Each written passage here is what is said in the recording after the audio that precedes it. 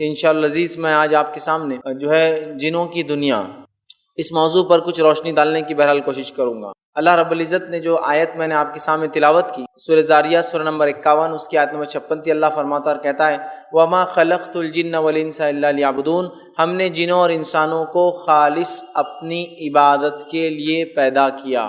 تو اس آیت میں اللہ رب العزت نے ایک پیغام، ایک میسج جو بہت کلیئر دیا، وہ یہ ہے کہ جن اور انس یہ دو ایسی مخلوق ہے جو باشعور ہے، جن کو اللہ نے عقل اور سمجھ دی ہے، اور یہ مخلوق ہے جن کی روز قیامت ان کے اعمال کے اعتبار سے گرفت ہونے والی ہے، پکڑ ہونے والی ہے۔ اس لیے کہ کہا وما خلقت الجن والانس الا ليعبدون، نہیں پیدا کیا ہم نے مگر جنوں اور انسوں کو صرف اس لیے کہ وہ ہماری عبادت کرے، ہماری پوجا اور ہماری آرادھنا اور ہماری عبادت کر کے آئے۔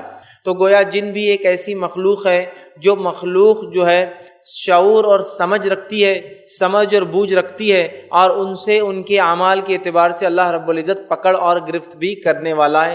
اس بات کو ہم جو ذہن نشین کر لیں، ورنہ بہت سی مرتبہ لوگ اپنے عقلوں کی بنیاد پر جو بہت سی مرتبہ بہت ساری چیزوں کو سمجھ نہیں پاتی، اللہ کی کتاب اور اس کے نبی صلی اللہ علیہ وسلم کی سنت کا انکار کر بیٹھتے ہیں۔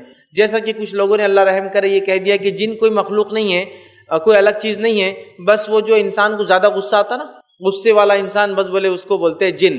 ٹھیک ہے، تو یاد رکھیے امت مسلمہ غائب کے تعلق سے اور بالخصوص چند معاملات کے اندر افراط اور تفریط کی شکار ہے۔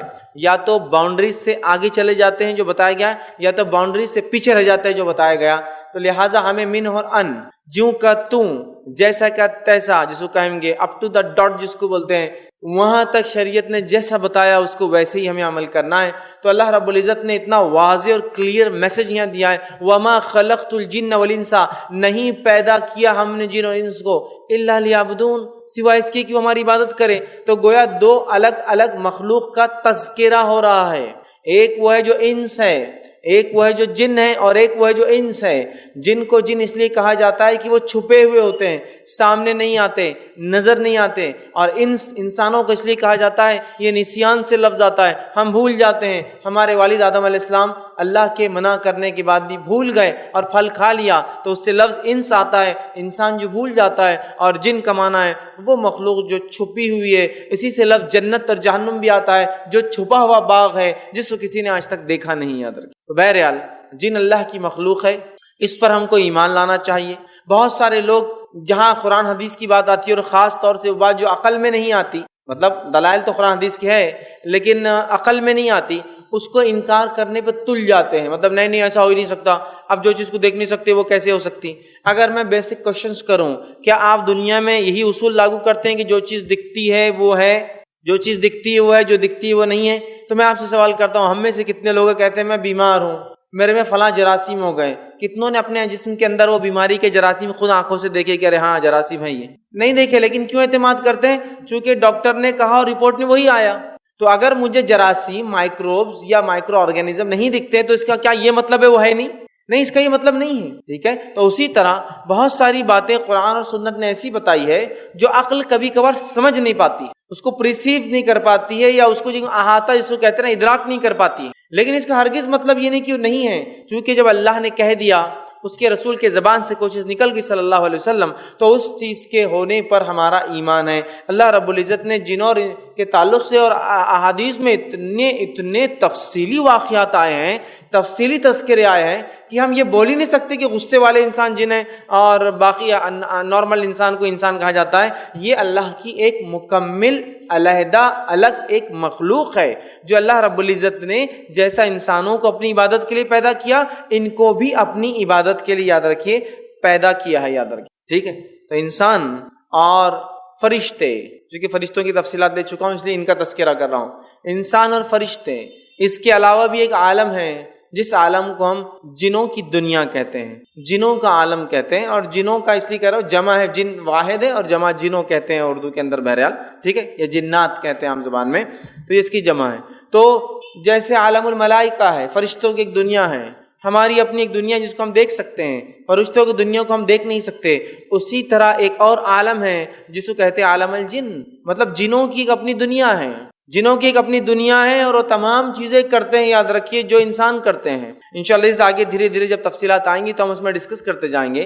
تو جنوں کی ایک مکمل دنیا ہے، جس طرح سے انسانوں کی ایک دنیا ہے، فرشتوں کی ایک دنیا ہے، اسی طرح جنوں کی بھی یاد رکھیے ایک دنیا ہے۔ اور جس طرح سے اللہ رب العزت انسانوں سے روز قیامت سوال کرنے والا ہے کہ انہوں نے کیا اعمال کر کیا ہے، اسی طرح جن بھی مکلف ہے، جن بھی مکلف مطلب ان کو بھی جواب دینا ہے، اللہ تعالیٰ ان سے پوچھنے والا ہے۔ تو فرشتے وہ لوگ ہیں، ملائکہ، جن کو اللہ نے کچھ خاص امور کاموں پہ تعینات کر دیا ہے، اور جن ایک ایسی ذی عقل، ذی شعور، سمجھ بوجھ رکھنے والی مخلوق ہے، جس مخلوق کو جیسے انس ہے ویسے ہی وہ بھی ہے، اور ان کو بھی یاد رکھیے اللہ تعالیٰ سوال کرے گا، اور ان کے کیے گئے اعمال کے اعتبار سے ان کو سزا اور جزا، مطلب بدلہ برائی میں یا نیکی کے اعتبار سے، مطلب سزا کے طور پر یا جزا بدلے کے طور پر انہیں بھی ملنے والا ہے، یاد رکھیے۔ اس بات کو جو ہمیں سمجھنا ہے، ٹھیک۔ تو جن ایک حقیقت ہے، اس کا انکار نہیں کیا جا سکتا۔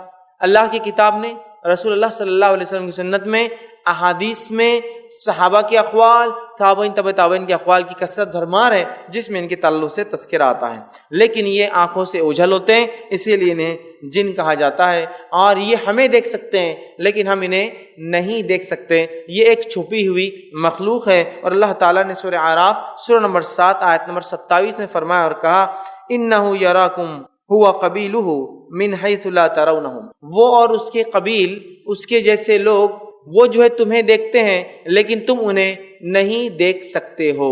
تو یہاں اس آیت نے واضح کر دیا جن اللہ کی ایک مخلوق ہے، لیکن ایسی مخلوق جس کو میں اور آپ نہیں دیکھ سکتے لیکن وہ ہمیں دیکھ سکتے ہیں، یاد رکھیے۔ یہ اللہ نے مختلف مخلوقات کو مختلف نعمتیں دے رکھی ہے، یہ اسی کا اثر ہے کہ اللہ نے ان کو ایک نعمت دے رکھی ہے کہ انسان انہیں نہیں دیکھ سکتے لیکن یہ انسان کو دیکھ سکتے ہیں، اور ہر انسان سے جیسے اس کی نعمتوں کی پوچھ ہوں گی، ان سے بھی دی گئی نعمتوں کی روز قیامت پوچھ ہونے والی کہ کیا کیا۔ اب جنات کی حقیقت یہ ہے کہ اللہ رب العزت نے ان کو آنکھ سے پیدا کیا، مطلب یہ کریٹ کیسے ہوئے، کیسے بنے۔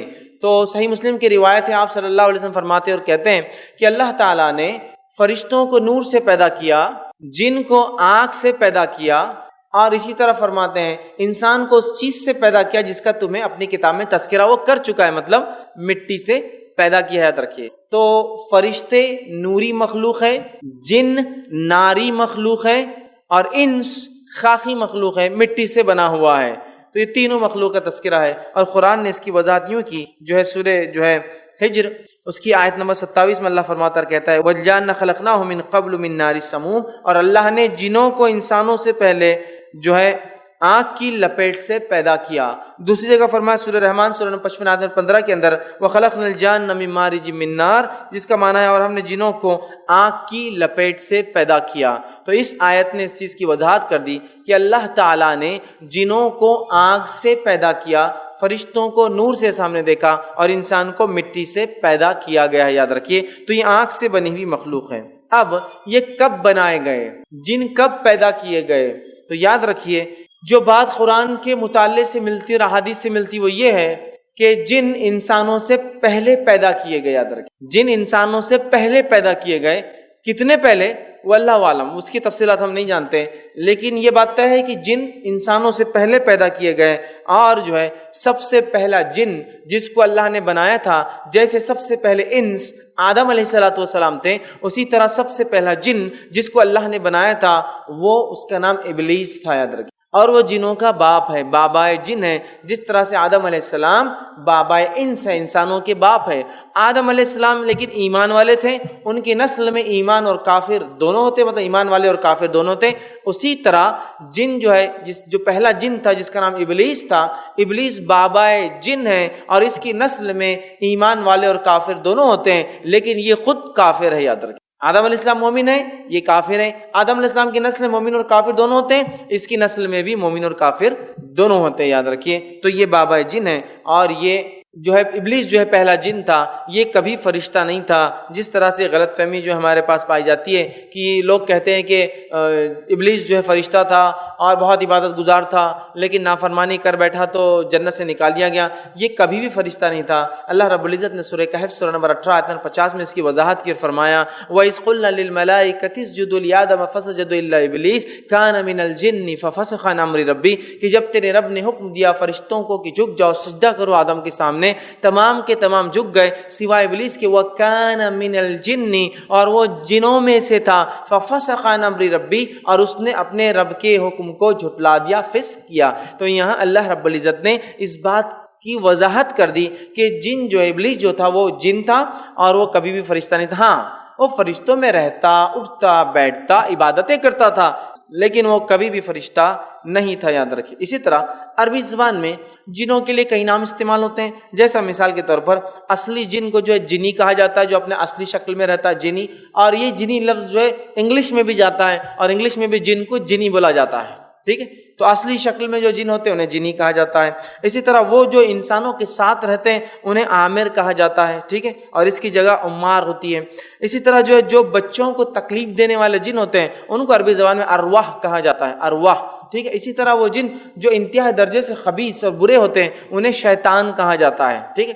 اور اسی طرح جو ہے وہ جن جو پیشاب اور پیخانے، بیت الخلاء اور حمام، یا جہاں انسان فارغ ہوتا ہے وہاں رہتے ہیں، ان کو خبیث کہتے ہیں۔ اسی لیے اللہ کے رسول صلی اللہ علیہ وسلم کو حدیث آپ جانتے ہیں کہ بیت الخلاء جاؤ یا حمام میں داخل ہو تو دعا پڑھ لو، اللہم انی اعوذ بک من الخبث والخبائث۔ تو یہاں خبث اور خبائث یہ میل اور فیمیل، مذکر اور مؤنث، خبیث جنوں سے اللہ ہماری حفاظت کر۔ تو اسی طرح بہت بدترین جنوں کو شیطان کہا جاتا ہے۔ اسی طرح وہ جن جس کا جو اپنی شرارتوں میں بہت آگے ہوتا ہے لیکن جس کا دبدبہ اور مقام بھی بن جاتا ہے اس کی شرارتوں اور تکلیفوں کی وجہ سے، ایسے جن کو جو ہے عفریت کہا جاتا ہے، جس کا واقعہ سلیمان علیہ السلام کے قصے میں آپ کو پورا ملے گا کہ سلیمان علیہ السلام کے زمانے میں عفریت نام کا ایک جو جن تھا جس نے سلیمان علیہ السلام کو تخت لانے کی جب بات ہوئی تو کہا تھا، تو اللہ نے کہا اور عفریت نے کہا۔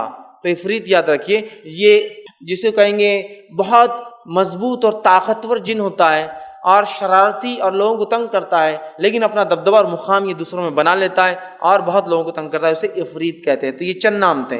اسی طرح جنوں کی قسموں کے تعلق سے نبی اکرم صلی اللہ علیہ وسلم فرماتے اور کہتے ہیں، طبرانی، حاکم اور بیہقی کی یہ روایت آپ نے فرمایا اور کہا جنوں کی 3 قسمیں ہوتی ہیں، 3 ٹائپس۔ پہلا آپ نے فرمایا وہ قسم ہے جو اڑتی پھرتی ہے، زمین پہ نہیں رکتے ہیں، فلائنگ، اڑتے ہیں، اسے پتہ چلا کہ انہیں اڑنے کی صلاحیت ہے۔ پہلی قسم وہ ہے جو اڑتے پھرتے ہیں۔ دوسرا آپ نے فرمایا وہ ہے جو کتوں اور سانپ کی شکل میں رہتے ہیں، مطلب یہ وہ لوگ، وہ جن کی ایک قسم ہے جو شکلوں میں رہتے ہیں آ کر، مطلب یہ بہت ساری شکلیں لے سکتے ہیں، آگے اور بھی وضاحت آئیں گی۔ انسان کی لے سکتے ہیں، کتے کی لے سکتے ہیں، سانپ کی لے سکتے ہیں، کیڑے مکوڑوں کی لے سکتے ہیں، کسی بھی چیز کی، اس لیے کہ اللہ نے ان کو یہ صلاحیت اور طاقت دے رکھی ہے کہ وہ بہت ساری اللہ کی مخلوق کی شکلیں اختیار کر سکتے ہیں، بات یاد رکھیں۔ تو دوسری وہ جو کتے اور سانپ کی شکل میں ہوتی ہے۔ تیسری آپ نے فرمایا وہ ہے جو کبھی قیام کرتی ہے اور کبھی آگے بڑھ جاتی ہے، جن کو لوگ عام طور سے بھوت پریت وغیرہ کے نام سے پہچانتے ہیں، لیکن بھوت پریت کوئی چیز نہیں ہوتی سوائے یہ جنوں کے۔ یہی لوگوں کو تکلیف دینے، چھیڑنے، عورت کی شکل میں آ جائے، مرد کی شکل میں آئے تو بھوت کہتے ہیں، بغیر سر کے آیا دھرمنڈا کہتے ہیں، پتہ نہیں، اور عورت کی شکل میں آیا تو بولتے ہیں جو ہے چڑول آ گئی، اور پتہ نہیں کیا کیا نام الگ الگ، اس میں بھوت پریت اور پریاں کبھی بڑے خوبصورت انداز میں آ جائے تو پریاں لوگ بولتے ہیں، پریوں کا کوئی وجود نہیں، یاد رکھیے۔ اسی طرح بھوت پریت کا کوئی وجود نہیں سوائے یہ جنوں کو ہے جو لوگوں کو آ کر ستانے کے لیے، تکلیف دینے یا ان کا مزہ لینے، چھیڑنے کے لیے۔ انسانوں میں ہوتے ہیں کچھ لوگ تکلیف دیتے ہیں یا مزہ لیتے ہیں کسی کو، اسی طرح یہ بھی ہوتے ہیں کہ کسی کو تکلیف دینے یا مزہ لینے اس طرح سے حرکتیں کرتے ہیں، ٹھیک ہے۔ تو 3 قسمیں اس حدیث میں آتی ہے، ایک وہ جو اڑتی پھرتی ہے، ایک وہ جو شکلوں میں رہتی ہے، اور تیسری وہ جو کبھی کسی مقام پہ رکتی ہے اور کبھی پھر آگے بڑھ کے دوسرے مقام کی طرف چلی جاتی ہے۔ اسی طرح جو ہے جنوں کا انکار یاد رکھیے، یا اس کی دنیا کہ جن ہے، ان کی حقیقت یہ ناقابل، جس کو کہیں گے ایک ایسی حقیقت ہے جس کا انکار نہیں کیا جا سکتا، یاد رکھیے۔ جنوں کی دنیا ایک ایسی حقیقت ہے جس کا انکار کسی بھی حال میں نہیں کیا جا سکتا، یاد رکھیے۔ جس طرح سے فرشتوں کی ایک دنیا ہے، جس طرح سے انسانوں کا ایک عالم ہے، اسی طرح جنوں کا ایک عالم ہے، اور جن مکلف ہے، یاد رکھیے۔ اچھائی کا حکم دینے کے اور برائی سے روکنے کے، جس طرح سے انس میں اور آپ مکلف ہے کہ ہم اچھائی کا حکم دیں اور برائی سے روکیں، مطلب خود اچھائی کرے، حکم بھی دے، خود برائی سے رکے اور دوسروں کو حکم بھی دے، اسی طرح یہ بھی اس چیز کے مکلف ہیں۔ اسی طرح جو ہے وہ جانور جو جنوں کو دیکھ سکتے ہیں، انسان جنوں کو صرف ایک کیفیت میں دیکھ سکتے ہیں، یاد رکھیے وہ کون سی کیفیت ہے؟ جب وہ الگ الگ روپ اور شکلیں لے کر آتے ہیں، اس کے علاوہ ہم ان کو اپنی دنیا کی آنکھوں سے نہیں دیکھ سکتے۔ سمجھ لیجیے آپ بات، جنوں کو ہم جب وہ شکلیں لے کر آتے تبھی دیکھ سکتے ہیں، ہم دنیا کی آنکھوں سے جنوں کو ان کے اصلی روپ، اصلی حقیقت میں نہیں دیکھ سکتے، سوائے جب وہ اپنے آپ کو تبدیل کر کے انسان، کتے، بلی، کیڑے مکوڑوں کی شکل میں آتے ہیں، ورنہ ان کو حقیقی روپ میں دیکھنا ہمارے لیے ممکن نہیں، یاد رکھیے۔ لیکن کچھ جانور ایسے ہیں جو جنوں کو دیکھتے ہیں، یاد رکھیے، جیسا کہ مثال کے طور پر کچھ جانور ایسے ہیں جو ایسی چیزوں کو دیکھتے ہیں جن کو ہم دیکھ بھی نہیں پاتے، جیسا فار ایگزامپل مثال کے طور پر رات کے گھنگور اندھیرے میں ایک الو آرام سے ایک چوہے کو دیکھ لیتا ہے اور اس کو پکڑ بھی لیتا ہے، حالانکہ ہماری آنکھیں تو دیکھ بھی نہیں پاتی کہ وہاں کچھ ہے۔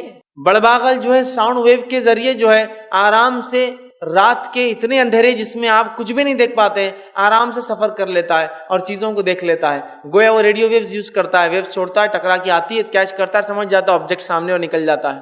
تو بہت ساری ایسی چیزیں جس کو ہم سمجھ نہیں پاتے، دیکھ نہیں پاتے، لیکن وہ ہوتی ہیں۔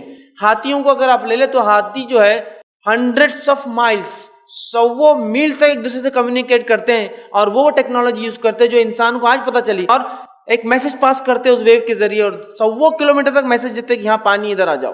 انسان لیکن دیکھ بھی نہیں پاتا، آج سمجھ پا رہا ہے کہ ارے یہ بھی بات کرتے ہیں، کمیونیکیٹ کرتے ہیں، سمجھتے ہیں، یہ تو ہوا میں رہا، مچھلیاں، ویل، ڈالفنس، یہ سمندر کے اندر پانی میں بات کرتے ہیں ایک دوسرے سے، ٹھیک ہے، انسان پانی میں گئے تو اس کو آوازیں سنی نہیں آتی ہے، لیکن وہ بات کرتے ہیں۔ بہت ساری چیزیں ایسی اللہ کی مخلوقات ہیں جو کمیونیکیٹ کرتی ہے، بات چیت کرتی ہے اور ایسی چیزیں استعمال کرتی ہے جس کو آج ہم سمجھ پا رہے ہیں۔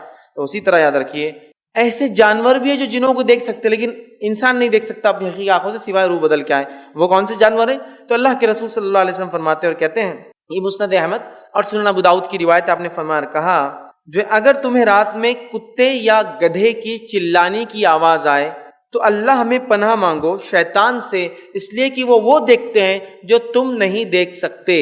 تو رات میں آپ نے فرما رہے کتے اور گدھے کو اگر چلاتے ہوئے سنو تو اللہ میں پناہ مانگو شیطان مردود سے، اس لیے کہ وہ دیکھتے ہیں جو تم نہیں دیکھ سکتے ہو۔ مطلب وہ کس کو دیکھتے ہیں؟ شیاطین کو دیکھتے ہیں یا جنوں کو وہ دیکھ، اور شیطان اس جن کو کہتے ہیں جو کافر ہوتا ہے، یاد رکھیں، ٹھیک ہے۔ تو وہ شیاطین کو دیکھتے ہیں، شیطان کو دیکھتے ہیں، تبھی چلاتے ہیں۔ لہٰذا ہم نے کیا کرنا چاہیے؟ اعوذ باللہ من الشیطان الرجیم، مطلب اللہ میں پناہ مانگنا چاہیے شیطان مردود سے، اس لیے کہ وہ دیکھ کر چلاتے گدھا اور کتا جس کو ہم دیکھ نہیں پاتے۔ اس بات کو یاد رکھیے۔ اب اس حدیث سے تھوڑا سا آگے ہم بڑھتے ہیں اور تھوڑا سا غور کرتے ہیں اپنے معاشرے پر۔ اگر آپ نے کبھی غور کیا ہوگا، لوگ بہت ساری بار میلوں میں اور آنن نگریاں لگتی ہے یا کچھ بازار لگتے ہیں جن کے اندر لوگ آتے ہیں خرید و فروخت کے لیے، وہاں دیکھیے 2 قسم کے شو چلتے ہیں، اور یہ 2 ہی شو ہوتے ہیں، تیسرا کوئی شو نہیں ملے گا۔ ڈاگ شو اور ڈونکی شو، گدھے کا شو اور کتے کا شو، ٹھیک ہے۔ ہوتا کیا ہے، ایک آدمی رہتا، اس کے پاس ایک گدھا رہتا اور باقی سارے گدھے اس کے سامنے بیٹھتے ہیں کہ انسانوں میں سے، ٹھیک ہے۔ پھر وہ اس گدھے کو بولتا جاؤ ان میں سے بتاؤ کون آدمی ہے جو صرف 10 روپے کا نوٹ جیب میں لے کے آیا۔ گدھا برابر جاتا اور بولتا اس کے پاس۔ آدمی بولتا ہاں صحیح 10 کا نوٹ ہے۔ بولتا بھائی صاحب اٹھیے، وہ اٹھتے کیا ہوا؟ تو بولتا ہاں میں نے واقعی میں 10 روپے لے کے آیا تھا۔ آپ بولتے ہو کیا عقلمند گدھا ہے؟ ارے وہ گدھا تو گدھا ہے، تو بڑا گدھا ہے اس سے۔ بات سمجھ میں آ گئی؟ کیسا معلوم ہوتا ہے اس کو 10 روپے کس کے جیب میں ہے؟ یہ 2 جانور شیطان کو دیکھ سکتے ہیں۔ تو یہ شعبدے باز جو آپ کو شو دکھاتا ہے، یہ ایک جن کو اپنے پاس بلاتا ہے اور اس کو کہتا ہے کہ گدھے کو لے جا کر بتا کہ کس کے پاس 10 ہے۔ وہ جن آتے وقت ٹٹول لیتا کس کے پاس کیا ہے، اور اس گدھے کے کان میں بولتا یہاں جا کر کھڑے ہو۔ گدھا آتا اور وہاں رک جاتا ہے آ کر۔ گدھے کو نہیں سمجھتا ہے، وہ تو گدھا ہی ہے نا۔ پھر اگر سمجھتا تو پھر وہ تو کیا بن جاتا، بولنے کی مجھے ضرورت نہیں۔ تو اندازہ لگائیے، اور مسلمان جا کر پیسہ دے کر ڈونکی شو دیکھ کر خوش ہو رہا ہے، کیا ہوشیار گدھا تھا۔ اور گدھا سوچتا ہوں گا کیا بیوقوف مسلمان تھا، مطلب وہ اپنے آپ کو تو نہیں بول سکتا نا کیا گدھا مسلمان تھا، بول کر کیا بیوقوف مسلمان تھا کہ میرے کو دیکھنے آیا، اس کو اس کے نبی کی بات نہیں پہنچی کہ گدھے اور کتے شیطان کو دیکھ سکتے ہیں، اور ایک گدھے کو کیا غیب کا علم ہوتا ہے جو وہ بتایا کہ اس نے 10 روپے لایا؟ نہیں تو پلانٹڈ کوشچن تھا، اس کو شاید بتا دیا ہوں کسی نے۔ وہ ایسی بھی باتیں بتاتا ہے جیسا کہ کون ہے تم میں سے جو ایک جڑوا یہاں ایک گھر پر ہے، برابر وہ گدھا یا کتا آتا ہے اور اس کے پاس کھڑے آپ بولتے رہے ہو میری ایک بہن ہے یا میرا بھائی جو گھر پر ہے، آپ بولتے ہو کیا ہوشیار کتا ہے، کیا ہوشیار گدھا ہے. یہ شیطانوں کے ذریعے ہوتا ہے، یہ شعبدے بازی ہے، یہ کہانت ہے، یہ حرام ہے، یاد رکھیے. اور اس سے بچپن سے ہمارے بچوں کے عقائد بگڑ جاتے ہیں. اور جب کوئی انسان یہ سوچے کہ ایک گدھا بھی غائب کا علم رکھتا ہے، نعوذ باللہ وہ تو نہیں رکھتا ہے، لیکن اب چونکہ وہ چیز ہی ایسی ہے شعبدے بازی، اس کو سمجھنا ہے، ان کی چال بازیوں کو نہیں سمجھو تو یہ پرابلمس ہوتا ہے. تو چیز ہی ایسی ہے شعبدے بازی، ٹھیک ہے. تو لہٰذا بھلے جا رہے ہیں اور شان سے دیکھ رہے ہیں. تو دو جانور ایسے ہیں جو شیطان کو دیکھ سکتے، گدھا اور دوسرا کتا، یاد رکھیے. تو لہٰذا ان شوز میں اپنے بچوں کو مت لے جائیے، اس لیے کہ یہ شیاطین کے ذریعے شعبدے بازی ہوتی ہے. اور اگر بچے اس کے اندر جائیں گے اور بچپن سے یوں ہی رہیں گے تو بہت سارے مصیبت اور مسائل ان کے ساتھ ہو سکتے ہیں. جب وہ بڑے ہو تو بدعقیدگیاں ان کے اندر آ سکتی ہے، یاد رکھیے. اسی طرح جو ہے تو دو جانوروں کو دیکھ سکتے ہیں. شیطان اور جو جنات کے تعلق سے کہ اللہ رب العزت نے جو ہے ابلیس کو پیدا کیا، اس کو جنت میں رکھا، وہ وہاں خوب عبادت کرتا تھا. اس نے اللہ تعالیٰ کی نافرمانی کی، نافرمانی کر کے وہاں سے نکالا گیا. نکلنے کے بعد اس نے ابن آدم سے دشمنی لے لی، مطلب آدم سے اور اس کی نسلوں سے جو ہے دشمنی لے لی، ٹھیک ہے. اور وہ اپنے آپ کو فرشتوں میں رہ کے ہو سکتا فرشتہ سمجھتا تھا، لیکن وہ کبھی بھی فرشتہ نہیں تھا. اب ان کی غذا کیا ہے؟ تو جنوں کی غذا یاد رکھیے، کھانے کے تعلق سے بھی تفصیلات آتی ہے لیکن بہت زیادہ نہیں. تو جنوں کے تعلق سے ایک چیز آتی ہے جو آپ صلی اللہ علیہ وسلم نے فرمایا اور کہا کہ ہڈی اور لیت سے سوکھے ہوئے گوبر سے استنجا مت کیا کرو. ہڈی اور سوکھے ہوئے گوبر سے استنجا مت کیا کرو. صحابہ نے پوچھا اللہ کے رسول صلی اللہ علیہ وسلم کیوں، کہ ہڈی اور سوکھے گوبر سے استنجا کیوں نہیں کرنا ہے؟ تو اللہ کے رسول صلی اللہ علیہ وسلم فرمایا اور کہا کہ میرے پاس جنوں کی ایک جماعت آئی تھی اور کہا ہے محمد صلی اللہ علیہ وسلم کہ جس جانور پر بسم اللہ پڑھ کر ذبح کیا جاتا ہے اللہ تعالیٰ نے اس کے ہڈی کو ہمارے لیے وہ گوشت بنا دیتا ہے. اور جو جانور لیت کرتے ہیں، جو ہے گندگی کرتے ہیں، جو ہے اس کی جو ہے گوبر ہوتا ہے، وہ ہمارے جانوروں کے لیے غذا بن جاتی ہے. لہٰذا آپ کی امت سے کہنا کہ ہڈی سے اور سوکھے ہوئے گوبر سے، مینگنیوں سے استنجا نہ کریں، اس لیے کہ وہ ہڈی ہمارے لیے گوشت بن جاتی ہے اور وہ گوبر ہمارے جانوروں کا کھانا یا چارہ ہوتا ہے. تو لہٰذا ہڈی اور لیت سے استنجا سمجھتے نا، پیشاب کو گئے تو طہارت کے لیے اگر پانی نہ ہو تو جس چیز کا استعمال کرتے وہ ڈھیلے ہونا چاہیے، 3 ڈھیلے. لیکن اگر ڈھیلے نہ ملے، ہڈی سے اور لیت سے کبھی بھی استنجا نہیں کرنا چاہیے، اس لیے کہ جس ہڈی پر اللہ کا نام جس جانور پہ لے کے ذبح کیا گیا، اس کی ہڈی اللہ تعالیٰ اس کے لیے کیا بنا دیتا ہے؟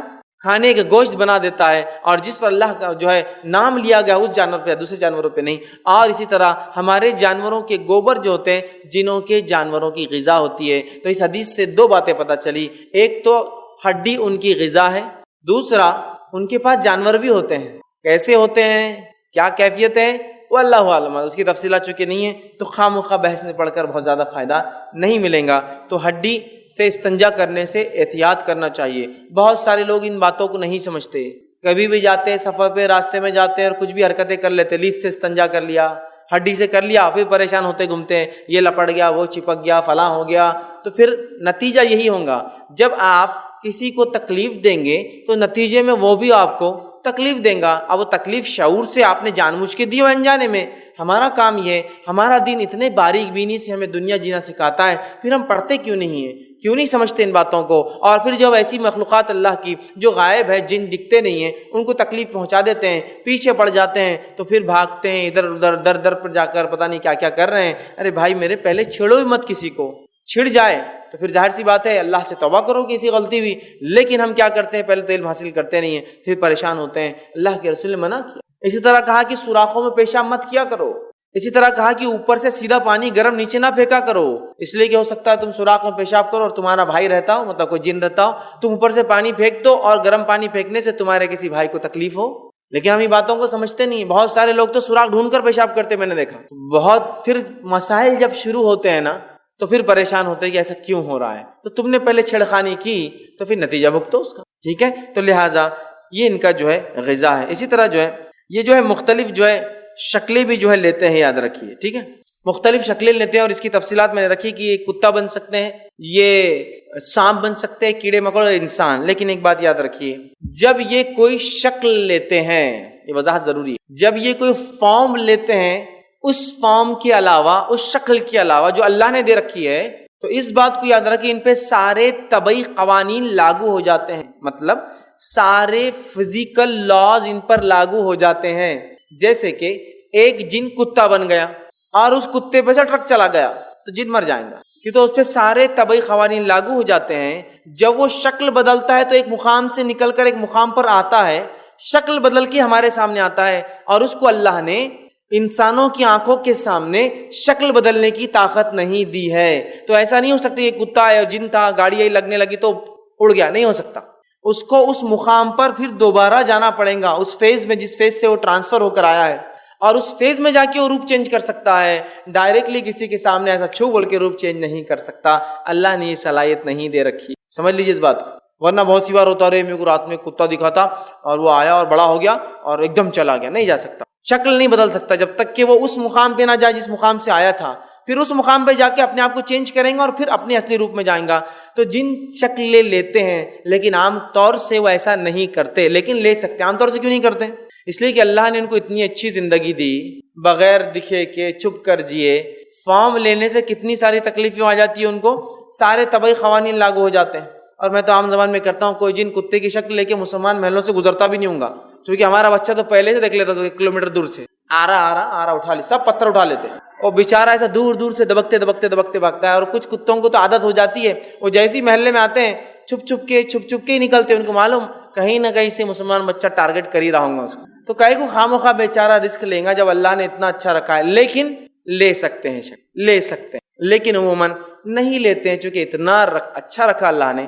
ان کی زندگیاں عموماً انسانوں کی زندگی سے لمبی اور طویل ہوتی ہے. کتنی واللہ عالم، ہم اس کی تفصیلات نہیں جانتے. لیکن جو اقوال اور جو ہے سلف صالحین کے قول ملتے ہیں، وہ قول اسی طرح کی لمبی لمبی زندگیاں جیتے ہیں. کتنی لمبی ہم نہیں جانتے. ٹھیک ہے، تو لہٰذا یہ جو ہے شکلیں بدل سکتے ہیں، انسان کی شکل بھی لے سکتے ہیں. نبی اکرم صلی اللہ علیہ وسلم کے زمانے میں ابو ہریرہ رضی اللہ عنہ اس کے راوی ہے، وہ جو بیت المال میں کھجور آئے تھے، زکوٰۃ کے کھجور، ان کھجوروں کو چرانے 3 راتوں تک ایک شخص آیا. پھر اللہ کے رسول صلی اللہ علیہ وسلم نے فرمایا وہ شیطان تھا جو روز آ رہا تھا. سمجھ رہے آپ؟ تو وہ انسانی شکل لے کے آ رہا تھا، اور انسانی شکل لینے کے بعد میں نے کہا نا وہ شکل بدل نہیں سکتا، اور فزیکل لاز اس پہ طبعی قوانین لاگو ہو جاتے ہیں. ابو ہریرہ رضی اللہ عنہ جب اس کو پکڑا تو وہ اپنے آپ کو چھڑا نہیں سکا، کیوں تو اس پر پورے فزیکل لاز لاگو تھے. وہ غائب نہیں ہو سکتا ہے. پکڑ لیا تھا کہ اب لے جاؤں گا اللہ کے رسول صلی اللہ علیہ وسلم کے پاس. سمجھ رہا؟ اسی طرح اللہ کے رسول صلی اللہ علیہ وسلم نے ایک مرتبہ رات میں پکڑ لی تھی ایک جن کو، جو آ کر آپ کو قیام اللیل میں ستا رہا تھا.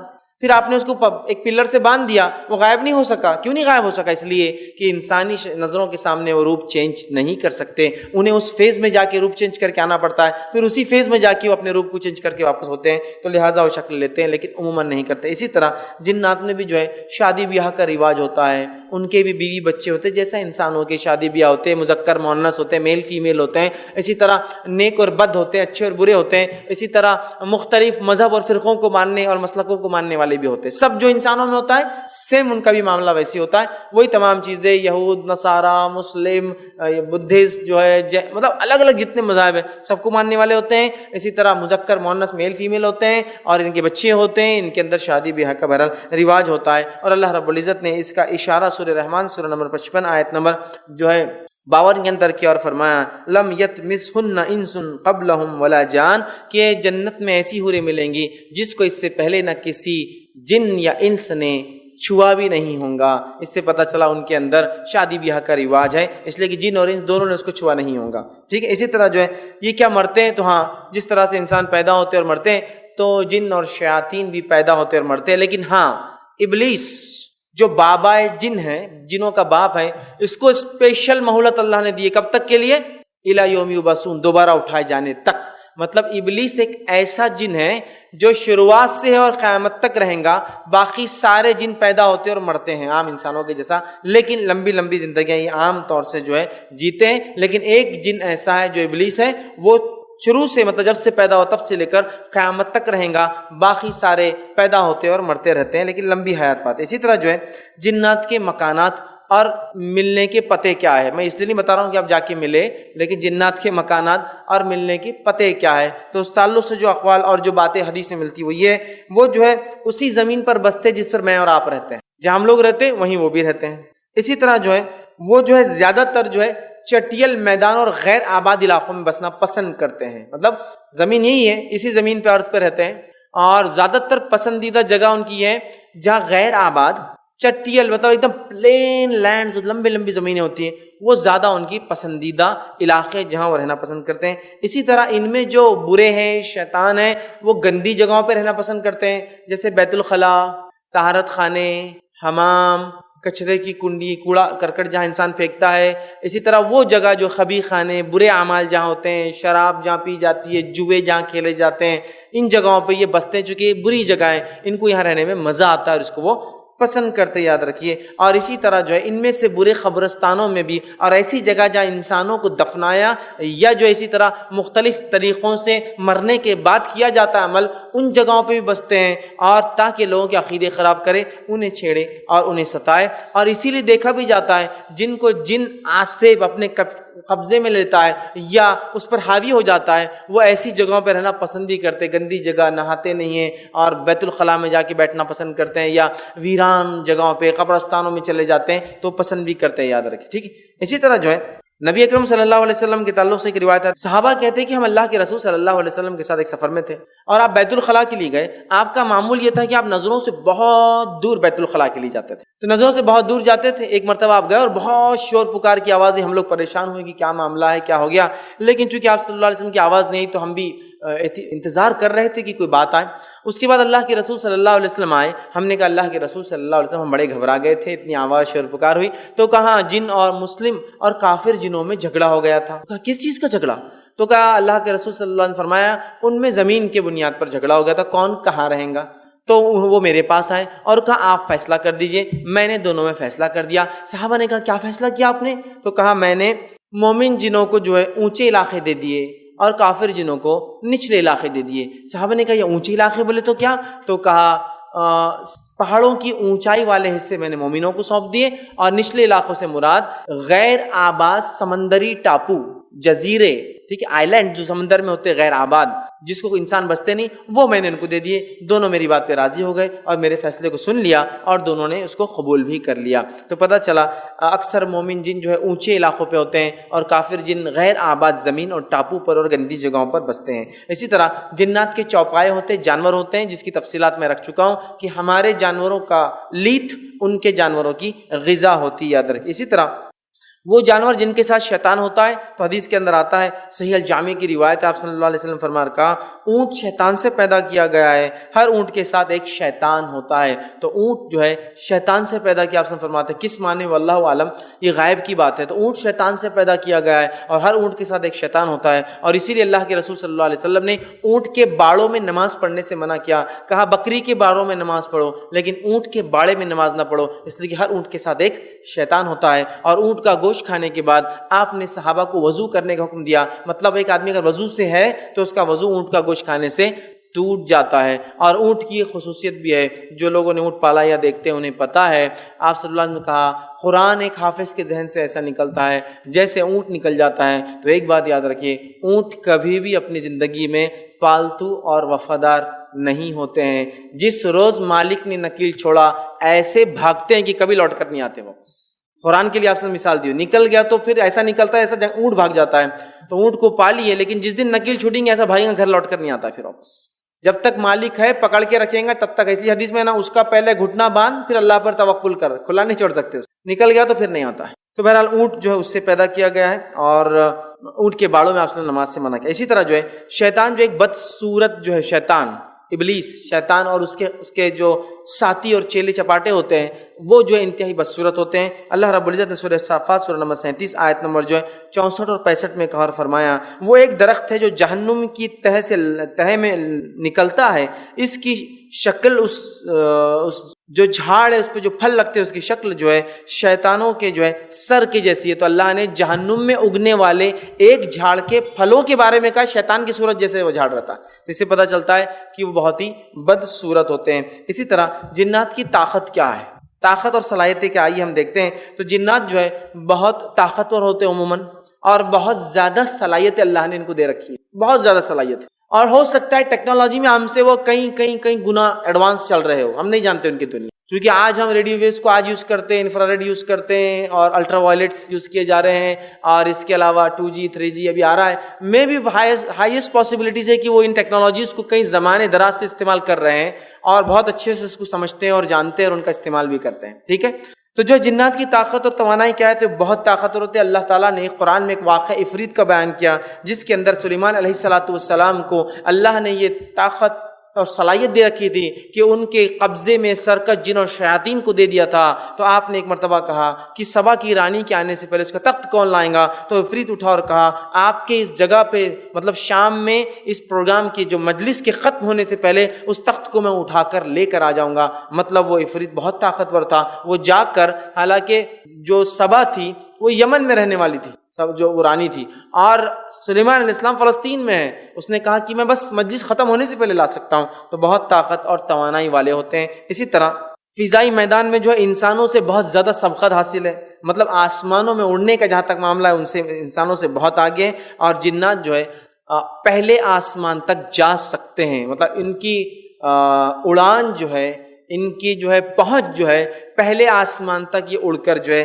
جا سکتے ہیں۔ اس تعلق سے جو ایک بات آتی ہے کہ نبی اکرم صلی اللہ علیہ وسلم جب نبی بنائے گئے تو ایک صحابی تھے جو ابھی ایمان نہیں لائے تھے، وہ کہتے کہ میری جو جن تھی، فیمیل جن تھی، ان کے پاس ایک جس کو کہیں گے ایک عورت جن تھی، اس نے کہا کہ آسمانوں کے پہرے بہت سخت کر دیے گئے، پہلے ہم کو پہلے آسمان تک رسائی تھی، اب وہاں تک نہیں جانے دیا جا رہا ہے۔ یہ اس لیے ہوا تھا کہ وہی اترنے والی تھی، چونکہ وہی اتر رہی تھی تو ان کے آنے جانے کو وہی قرآن کے پورے اترنے تک آسمان کے راستے بند کر دیے گئے تھے، ٹھیک ہے، تو لہٰذا ان کی پہلے آسمان تک رسائی ہے۔ اسی طرح یہ تعمیرات بھی کرتے ہیں، کنسٹرکشن ورک بھی کرتے تھے، اور سلیمان علیہ السلام کے لیے انہوں نے کیا۔ اللہ رب العزت نے سورہ سبا سورہ نمبر 34 آیت نمبر 12 اور 13 میں فرما کہا، اور ایسے جن اس کے تابع کر دیے جو اپنے رب کے حکم سے اس کے آگے کام کرتے تھے، مطلب سلیمان علیہ السلام کے ساتھ، ان میں سے جو ہمارے حکم سے جو ہے سرتابی کرتا، مطلب جو حکم نہیں مانتا اور سلیمان کے ماتحت نہیں رہتا، اس کو ہم بھڑکتی ہوئی آنکھ کا جو مزہ چکھاتے تھے، وہ اس کے لیے بناتے تھے جو کچھ وہ چاہتا تھا، اونچی اونچی عمارتیں، تصویریں، بڑے بڑے ہاؤس جیسے کہ لگن ہوں، اور اپنی جگہ سے نہ ہلنے والے بڑے بڑے دیغ یہ بنایا کرتے تھے۔ تو فن تعمیر ہوتا ہے، اسی طرح فن بہت ساری ایسا دیغ بنانا، ہاؤس بنانا، محلات بنانا، کنسٹرکشن ورک کرتے تھے۔ اسی طرح جو ہے جنات جو ہے گھروں میں رہ سکتے ہیں مختلف شکل میں۔ ان کی طاقتوں میں ایک یہ بھی ہے کہ یہ شکلیں بدل کے رہتے ہیں، اور بالخصوص سانپ کی شکل میں یہ گھروں میں رہ سکتے ہیں، لیکن یہ وہ سانپ ہے جو عموماً دیہات میں، شہروں میں تو نہیں ہوتا ہے لیکن دیہات میں ہوتا ہے۔ عموماً سانپ گھروں میں آتے جاتے، لوگ بولتے ہیں وہاں سانپ ہے، مطلب دیہاتوں میں بہت سی بار کامن ہوتا ہے کہ ارے اس کی کچھ مت کرو، سانپ آتے جاتا رہتا ہے، ٹھیک ہے۔ تو سانپوں کی شکل میں گھروں میں رہتے ہیں، اور یہ بھی ان کی طاقت کا حصہ ہے کہ سانپ کی شکل میں۔ نبی اکرم صلی اللہ علیہ وسلم فرماتے ہیں، صحیح مسلم کی روایت ہے، آپ نے صحابہ سے کہا مدینہ میں جنوں کی ایک جماعت مجھ پر ایمان لائی ہے اور وہ سانپوں کی شکل میں رہتی ہے، لہٰذا تم میں سے تمہارے گھروں میں جو سانپ عموماً آتے جاتے ہیں، اگر کوئی سانپ دکھے تو سیدھے مت مارنا اسے، 3 دن تک پہلے کہنا کہ یہاں سے چلے جاؤ، نہ جائے تو پھر مار دینا، ورنہ اگر وہ مومن رہا تو 3 دن کے اندر چلا جائے گا، کافر رہا تو نہیں جائے گا، اور اگر وہ کافر ہے تو تمہیں اس کو مارنے کی پھر اجازت ہے۔ تو لہٰذا وہ انسانی گھروں میں سانپ کی شکل میں ہوتے ہیں، شہروں میں نہیں یاد رکھیے، لیکن دیہاتوں میں یہ بات معروف ہے کہ بھائی یہاں ایک سانپ آتے جاتے رہتا ہے اور لوگ چھیڑتے بھی نہیں اس کو، تو ویسے سانپ کو آپ بھی مت چھیڑیے، اس لیے کہ اس کا معمول ہے آنا جانا، لیکن اگر انسانوں کو تنگ اور اذیت کرنے والی جگہ پہ آتا ہے، چھوٹے سانپ یا زہریلے سانپ تو مار سکتے ہیں، لیکن عموماً یہ سانپوں کی شکلوں میں گھروں میں رہتے ہیں اور رہ سکتے ہیں، یاد رکھیں۔ اسی طرح جو ہے اس کی صلاحیتوں کے اندر ایک صلاحیت یہ بھی ہے کہ انسان کے اندر خون کی طرح دوڑتا ہے، انسان کے اندر خون کی طرح دوڑتا ہے۔ صحیح بخاری اور مسلم کی روایت ہے، اللہ کے رسول صلی اللہ علیہ وسلم اعتکاف میں تھے، اعتکاف میں آپ کی بیوی کسی شرعی مسئلے کے تحت آئی، آپ نے ان سے بات کی، چونکہ رات کا وقت آپ چھوڑنے نکلے، وہاں تک گئے، گلی کے کونے پر گئے تو 2 صحابہ نے دیکھا اللہ کے رسول صلی اللہ علیہ وسلم ایک عورت کے ساتھ ہیں، پیچھے ہٹ گئے، اللہ کے رسول صلی اللہ علیہ وسلم کا ادھر آؤ، وہ دونوں آئے، کہا کہ یہ میری بیوی ہے، تو انہوں نے کہا اللہ کے رسول ہم کیا آپ پر شک کریں گے کیا؟ تو کہا شیطان انسان کے اندر خون کی طرح دوڑتا ہے، اور یہی اس کی دوڑ ہے جو بہت سی مرتبہ لوگ ہوتے ہیں نا گھر یہ بہت پہنچے ہوئے ہیں، کیا پہنچے ہوئے، ارے میں ایک بار ان کے بارے میں دل میں برا سوچ رہا تھا تو میرے کو بول دیا میرے بارے میں برا نہیں سوچنا، تو بہت پہنچے ہوئے، یہ کوئی پہنچا ہوا نہیں ہے، یہ تو بہت نیچا گیا ہوا ہے، نیچا گیا ہوا ہے، اس لیے کہ پہنچے ہوئے لوگ الگ ہوتے ہیں، ٹھیک ہے، اس لیے کہ یہ جنوں کے ذریعے یہ بات پتا کر رہا ہے۔ جن کیا ہوتے ہیں، حدیث میں کیا ہے، شیطان جسم میں خون کی طرح دوڑ سکتا ہے، معلوم آپ کو؟ تو اس کی یہ صلاحیت ہے کہ اگر آپ دل میں کوئی بات سوچتے ہیں تو اس کو معلوم کر سکتا ہے وہ، لیکن ایسا کرنا کفر ہے، کفر۔ سمجھ گئے آپ بات کو؟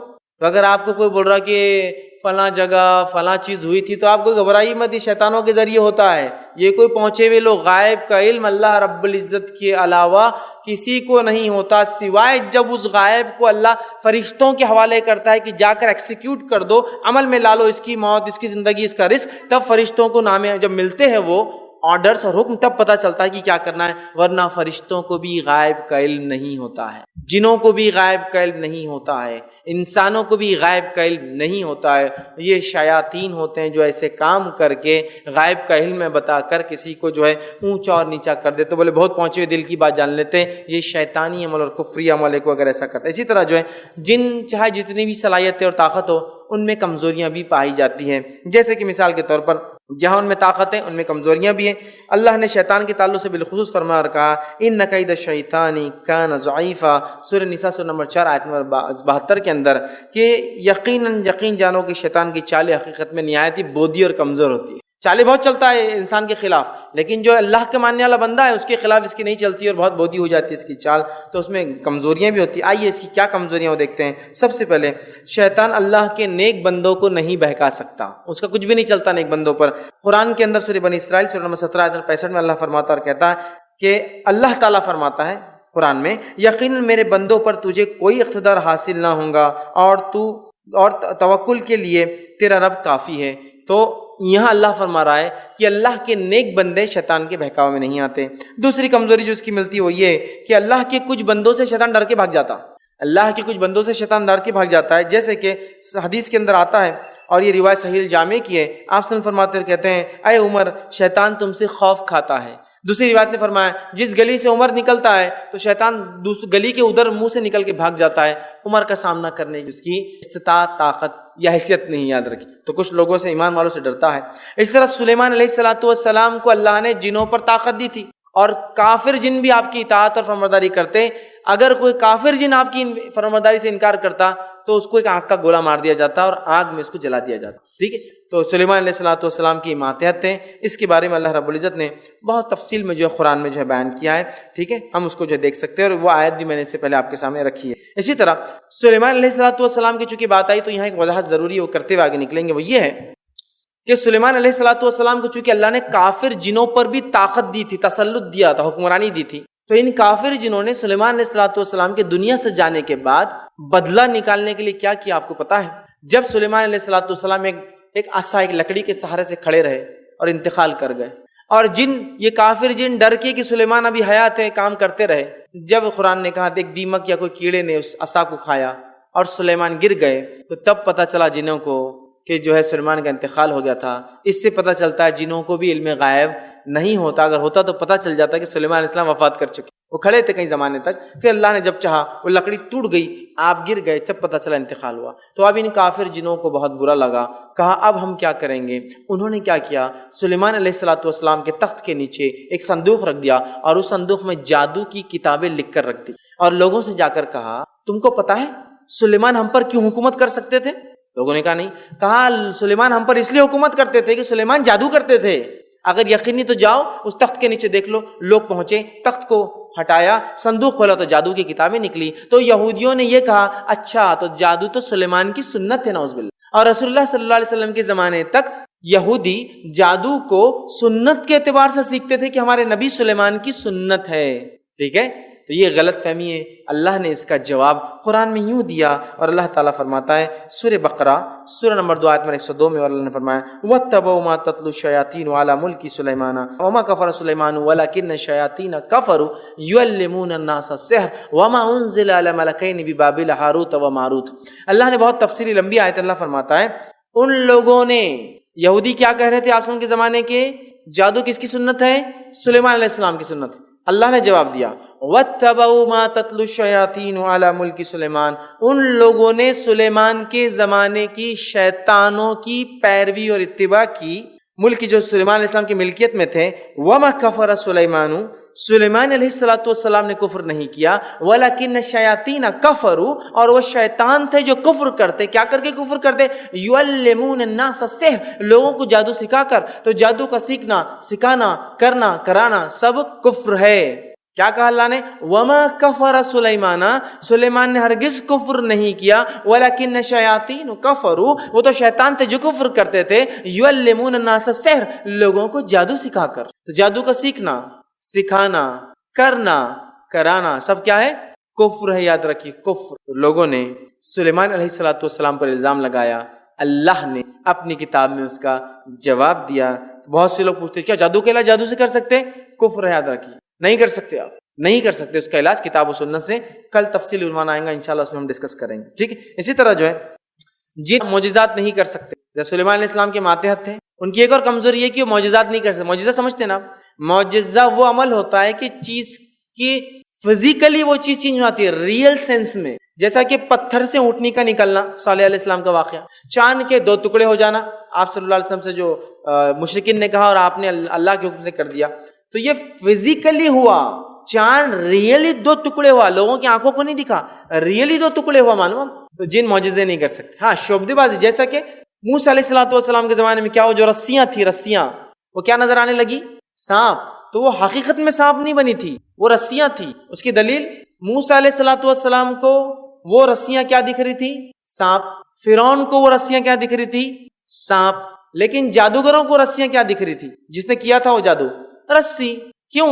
تو انہوں نے وہ شبدے بازی کی تھی. لیکن موسیٰ علیہ السلام کو لگ رہا ہے یہ سانپ ہے، فرعون کہہ رہا ہے سانپ ہے. اب جب موسیٰ علیہ السلام نے عصا ڈالا تو عصا ریئلی لکڑی سے چینج ہو کے کیا بن گیا؟ اسنیک، سانپ بن گیا. تو اب فرعون کو کیا لگ رہا وہ موسیٰ علیہ السلام کا عصا؟ سانپ. موسیٰ علیہ السلام کو کیا دکھ رہا ہو؟ سانپ. جادوگروں کو کیا دکھ رہا ہو؟ سانپ. یہ معجزہ تھا. اسی لیے تو جادوگروں نے کیا کیا؟ فوراً ایمان لائے اور کہا کہ ہم ایمان لائے ربی موسیٰ و ہارون، ہارون اور موسیٰ کے رب پہ ایمان لائے. فرعون نے کیا کہا؟ رے تم تو پورے چال باز دکھ رہے ہو اور یہ بڑا دکھ رہا موسیٰ تمہارا. ہاں پلان کر کے آئے تم، ہاں یہ سب کرنے کے لیے. چونکہ فرعون کو دونوں کیس میں رسیاں بھی صاف دکھ رہی تھی اور معجزہ بھی صاف، لیکن جادوگروں کو اپنی رسیاں رسی دکھ رہی تھی اور موسیٰ علیہ السلام کا عصا حقیقی سانپ بن چکا تھا اور وہ سمجھ گئے یہ معجزہ اور موسیٰ نبی حق ہے، اس لیے ایمان لا لیا. سمجھ رہے؟ تو بہرحال یہ معجزہ نہیں کر سکتے. اسی طرح جو ہے خواب میں اللہ کے رسول صلی اللہ علیہ وسلم کی شکل اختیار نہیں کر سکتے. شیطان خواب میں شکلیں لے کر آتا ہے. ٹھیک ہے. تو آپ نے فرماتے ہیں کہ یہ شکلیں تو لے سکتا ہے لیکن میرا شکل یا میرا نام نہیں لے کے آ سکتا. تو اس کو یہ طاقت نہیں کہ آپ کی شکل یا صورت لے یا نام لے کر آئے. اسی طرح جو ہے اللہ نے جو باؤنڈریز بنائی ہیں آسمان میں، اس سے زیادہ آگے نہیں جا سکتے. اللہ کی جو لمٹس ان کو دی گئی اس سے آگے وہ نہیں بڑھ سکتے. سورہ رحمان سورہ 55 آیت نمبر 33 سے 35 آپ دیکھیں کہ ان کو جو لمٹس دی گئی ہے اس سے باہر نہیں جا سکتے. اسی طرح جو ہے جس دروازے پر بسم اللہ کہہ کر بند کیا جاتا ہے، جس کھانے پر بسم اللہ کہہ کے ڈھکا جاتا ہے، جس چیز کو بند بسم اللہ کر کے کیا جاتا ہے، وہاں بھی وہ داخل نہیں ہو. لیکن جس سے بسم اللہ نہیں پڑھا جاتا تو کیا ہوتا ہے؟ پھر وہاں داخل ہو جاتا ہے. یاد رکھ. اب اللہ نے جنوں کو کیوں بنایا؟ تو جنوں کی تخلیق کا مقصد وہی ہے جو انسانوں کی ہے. وما خلقت الجن والانس الا لیعبدون. ہم نے جنوں اور انسانوں کو خالص اپنی عبادت کے لیے پیدا کیا. تو جن بھی اللہ کی عبادت کے لیے ہی پیدا کیے گئے. نبی اکرم صلی اللہ علیہ وسلم ان کے بھی نبی ہے اور یہ مکلف ہے روز قیامت ان کو اپنے اعمال کا جواب دینا ہے. ٹھیک ہے. اسی طرح جو ہے انسان اور یا شیطان اور انسان کی دشمنی کب سے ہے؟ جنوں کی اور انسانوں کی دشمنی کب سے ہے؟ اس میں مومن نہیں کافر مراد ہے. ٹھیک. کب سے دشمنی چلی آ رہی ہے اور یہ اس کی تاریخ کیا ہے؟ تو ہم سب جانتے ہیں. اللہ رب العزت نے آدم علیہ الصلوۃ والسلام کو جب پتلا بنایا اور پتلا بنا کے جنت میں چھوڑ دیا تو روایت میں آتا ہے، حدیث میں آتا ہے، صحیح مسلم کی روایت میں، کہ ابلیس وہاں آتا تھا اور آ کر جب آدم علیہ السلام بنائے جا رہے تھے دیکھتا تھا اور وہ جانتا تھا کہ ایک نئی مخلوق پیدا کی جا رہی ہے. اس کے بعد جب آدم بن گئے تو وہ جا کر آدم علیہ السلام کو ہاتھ لگاتا تھا جس سے آپ کا جو پتلا تھا وہ کھوکھلا تھا اندر سے اور مٹی بہت کھنکھناتی بھی تھی. تو جب مارتا تو آواز آتی تو ابلیس سمجھ گیا جو مخلوق بننے والی ہے بہت جلدی بہکاوے میں آ جائیں گی چونکہ کھوکھلی ہے بڑی. تو یہاں سے اس کی دشمنی ہو گئی تھی اور یہاں سے وہ آدم علیہ السلام سے چڑ رہا تھا، نفرت کھا رہا تھا. اور اس کے بعد اللہ رب العزت نے سورہ اعراف میں فرما کہا کہ جب سجدہ کرنے کا حکم دیا تو سجدے سے انکار کر دیا. کیوں انکار کیا؟ اس کی دلیل کیا تھی؟ سورہ اعراف سورہ نمبر 7 آیت 12 میں اللہ نے فرمایا قال انا خیر منہ، میں اس سے بہتر ہوں. کیوں؟ خلقتنی من نار وخلقتہ من طین، تو نے مجھے आँख से पैदा किया, आँख नीचे से ऊपर की तरफ उड़ती है, तूने आदम को मिट्टी से पैदा किया, मिट्टी कहीं से भी छोड़ो नीचे गिर जाती है, मैं खैर हूँ। जबकि उलमा लिखते हैं उसकी दलील बकवास थी। क्यों बकवास थी? इसलिए कि आग कभी भी फायदेमंद नहीं होती जब तक कि कंट्रोल में न रखी जाए, और मिट्टी फायदा ही देती किसी भी हाल में रहो। पड़ी रहेंगी, दाना गिरेगा, पानी पड़ेगा, उगना शुरू हो जाएगा। आग में कभी देखा कोई फायदा होते हुए? आग लगी थी तो कुछ तो बन गया। उसकी दलील में भी बुनियाद थी, उलमा लिखते हैं। इसलिए कि आग जब तक कंट्रोल में ना हो फायदेमंद नहीं होती है, जबकि मिट्टी गिरी रहे, दाना गिर गया, पानी पड़ गया, उगना शुरू हो जाती, फायदा हो जाता। ठीक, तो बहरहाल कहा मैं खैर हूँ, अच्छा हूँ उससे। तो इब्लीस का सबसे पहला जुर्म और गुनाह क्या था? तकब्बुर। याद रखें, तकब्बुर, मैं बेहतर हूँ से उसने कहा। और यहाँ से शुरू हुई आदम अलैहिस्सलातु वस्सलाम और इब्लीस की, बल्कि मैंने ऐसा नहीं कहना चाहिए, यूँ कहना चाहिए, तब से शुरू हुई इब्लीस की दुश्मनी आदम अलैहिस्सलातु वस्सलाम से। चूंकि आदम अलैहिस्सलाम ने कभी उससे दुश्मनी नहीं ली, सिवाय इसके कि जब उसने बहकाने का वादा कर लिया तो अल्लाह ने हमें बता दिया कि शैतान तुम्हारा दुश्मन है। तो शैतान सारे इंसानों का दुश्मन है, याद रखें, ठीक है, और उसका ग्रोह हमारा दुश्मन। लेकिन जो मोमिन जिन होते हैं उनसे मुसलमानों का कोई वो नहीं है और कोई दुश्मनी नहीं। जो काफिर होते हैं, शैतान के पैरोकार, वो हमारे दुश्मन है। ठीक, इसी तरह जो है, अब वो दुश्मनी करके हासिल क्या करना चाहता है, उसका बुनियादी मकसद क्या, जान लीजिए। शैतान का, इब्लीस का बुनियादी मकसद क्या है? तो अल्लाह ने फरमाया सूरह फातिर सूरह नंबर 35 आयत नंबर 6 में, अल्लाह फरमाता इन्नमा यदउ हिज़्बहु लियकून मिन अस्हाबिस सईर, वो तो चाहता है अपने आप को और अपने टोले को, हिज़्ब, हिज़्ब शैतान का टोला, उसका ग्रोह, ठीक है, अपनी फौज को, लियकून मिन अस्हाबिस सईर, भड़कती हुई आग का ईंधन बनाना चाहता है। तो अल्टीमेट शैतान मेरे और आपके साथ क्या करना चाहता है? हम सबको लेके कहाँ जाना चाहता है? भड़कती हुई जहन्नुम की आग में। अब वो इंसान कितना अहमक और बेवकूफ होगा, ये पता होने के बाद भी रहमान की बात छोड़कर शैतान की बात को माने, है ना। बहुत सारे लोग हम में, रहमान कहता ये करो, शैतान कहता मत करो, हम रहमान की छोड़ के शैतान की। समझिए इस बात को, उसकी चालों को। तो उसका असल हकीकी मकसद इंसानियत को जहन्नुम में ले जाना, पहली चीज। अब और ज़ेली मकसद, ये जहन्नुम में ले जाने के लिए क्या क्या करता है वो, उसके ये तो मेन मकसद है जहन्नुम में ले जाए, उसको अचीव करने के लिए जहन्नुम में ले क्या क्या करता है? पहली चीज, बंदों से कुफ्र और शिर्क करवाता है। इंसानों से क्या करता है? कुफ्र और शिर्क करवाता है। मुख्तलिफ कौमें, मुख्तलिफ लोगों को, इसलिए अल्लाह के रसूल सल्लल्लाहु अलैहि वसल्लम ने बहुत एहतियात का हुक्म दिया जहां मामला तौहीद का आता है, वरना ये शिर्क करवाता है, इंसान कुफ्र करवाता है। और सबसे बड़ा एक्सपीरियंस होल्डर है ये, कब से कौमों को बहका रहा है, आदम अलैहिस्सलातु वस्सलाम से लेकर तो आखिरी इंसान, बहुत एक्सपीरियंस। लिहाजा इस्लाम ने बहुत एहतियात की, तौहीद का जहां मामला आता है बहुत एहतियात करना। शिर्क का जर्रा बराबर भी शायबा आए तो आप सबने मना कर दिया अमल करने से, मत करो, इसलिए कि शिर्क हो सकता है। समझ रहे आप? तो पहला काम कुफ्र और शिर्क करवाना। दूसरा, काफिर ना बना सके तो गुनाह में कम से कम मुब्तला करके छोड़ देना। काफिर ना बना सके तो क्या करना? कम से कम गुनाह में डाल के छोड़ देना। अच्छा, इसके गुनाह में डालने की भी अजीब कैफियत है। मोमिन से गुनाह करवाता है और करवाने के बाद नादिम करवाता है और ऐसी नदामत करवाता है कि तेरी तौबा ही नहीं है, अब बस तौबा ही नहीं है, और वो चक्कर में इंसान खुदकुशी कर लेता है। तौबा नहीं तेरी, अब तूने गुनाह ऐसा कर लिया। जो है गुनाहगार से गुनाह करवाता है, जो नादिम नहीं, मतलब पक्का मोमिन नहीं है, मुसलमान है, एक आम गुनाह करवाता है। गुनाह करवाने के बाद कहता है अरे बहुत छोटा है ये, बहुत लोग बड़बड़े करते हैं इससे ज्यादा, तू तो बहुत छोटा गुनाह कर रहा है, कुछ भी नहीं है। समझ रहे? इस तरह से करता है।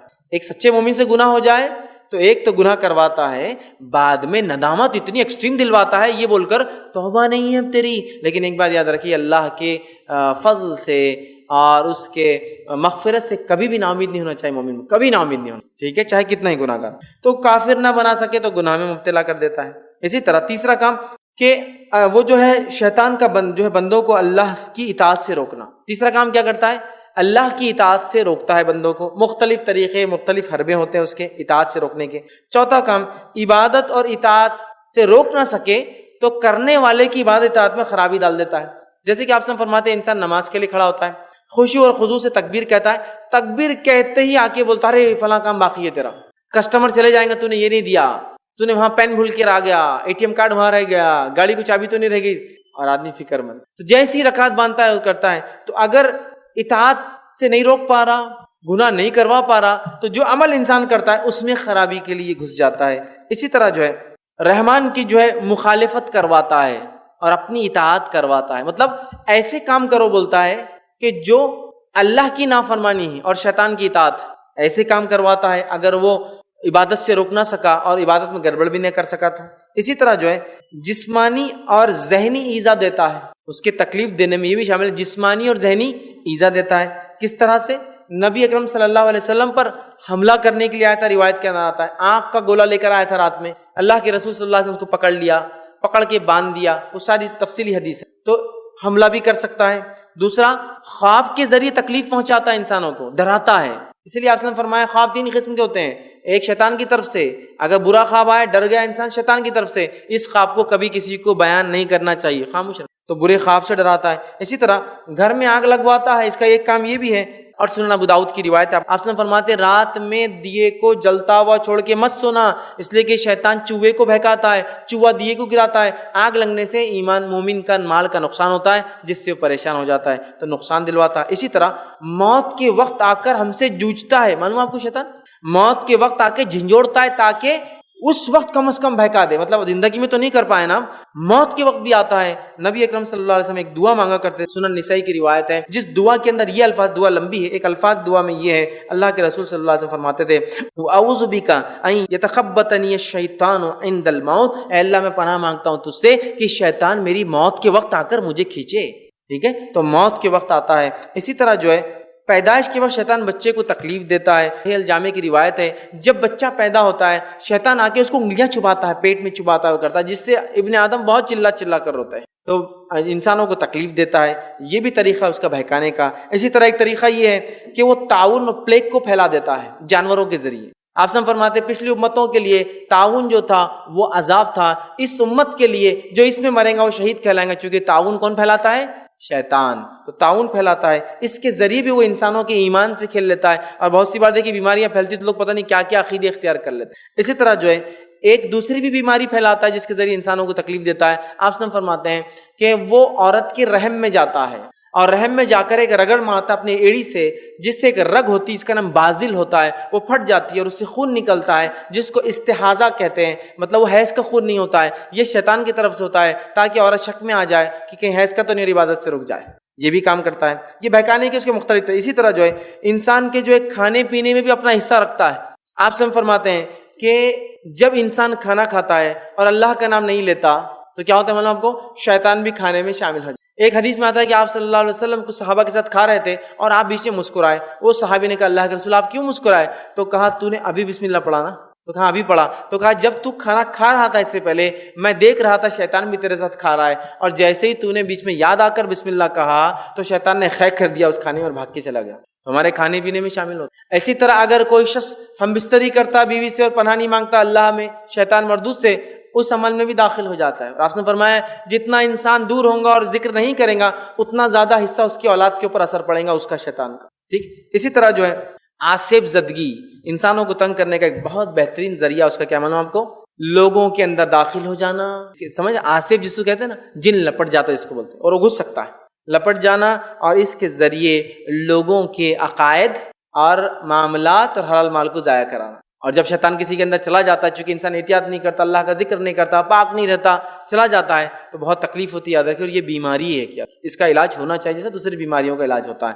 تو آصف زدگی کہ اپنے کنٹرول میں انسان کو لیتا ہے اور تکلیف پہنچاتا ہے اور پھر عقائد خراب کرواتا ہے، اور عقیدہ خراب کرنے کے بعد نکل کر چلا جاتا ہے، یاد رکھیں، ٹھیک ہے۔ اس کے نکلنے کے دو طریقے آصف زدگی جب ہوتی، پہلا آپ کفر اور شرک کیجئے نکل جائیں گا، دوسرا آپ قرآن کی تلاوت کیجئے اور دعائیں پڑھی تو نکلیں گا۔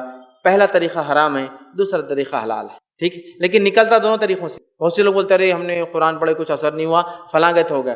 تم نے وہ عقیدے سے قرآن نہیں پڑھا ہوگا، ورنہ اللہ کے کلام کے سامنے تو پہاڑ کی بھی کوئی اوقات نہیں ہے کہ وہ ٹک سکے۔ اللہ نے فرمایا لَوْ أَنزَلْنَا هَذَا الْقُرْآنَ عَلَى جَبَلٍ لَرَأَيْتَهُ خَاشِعًا مُتَصَدِّعًا مِنْ خَشْيَةِ اللَّهِ، کہ اگر اللہ اس کلام کو پہاڑ پہ اتار دیتا تو وہ پہاڑ اللہ کی خشیت اور اس کلام کے بوجھ اور ڈر سے ریزہ ریزہ ہو کے اڑ جاتا۔ تو اس جن کی کیا اوقات اور کیا بساط کی وہ اللہ کے کلام کے سامنے ٹک سکے، ٹھیک ہے۔ بہرحال لیکن وہ عقیدے کی ضرورت، آصف زدگی۔ اسی طرح جو ہے مسلمانوں کو اپنی فوج سے ڈراتا ہے، اس کے تکلیف دینے یہ ہو سکتا ہے، فلاں کر سکتے ہیں، اور کافروں کی مدد بھی کرتا ہے اس کام میں، یاد رکھیں، ٹھیک ہے۔ تو انسانی نسل کو بہکانے کے لیے، خراب کرنے کے لیے ابلیس مختلف طریقے اختیار کرتا ہے۔ صحیح مسلم کی روایت ہے شیطان اپنا تخت پانی پر بچھاتا ہے، پھر وہاں سے لوگوں کے پاس اپنی فوج کو بھیجتا ہے، اس کی فوج ہے، جنود ہے اس کی، فوج کو بھیجتا ہے۔ ایک آ کر کہتا ہے کہ آج میں نے دو لوگوں میں جھگڑا لگا دیا، تو وہ بولتا ہے آج تو نے کچھ بھی نہیں کیا، جا۔ دوسرا آگے کہتا ہے آج میں نے بچے کو علم سے روک دیا، وہ کہتا ہے تو نے کچھ بھی نہیں کیا، جا۔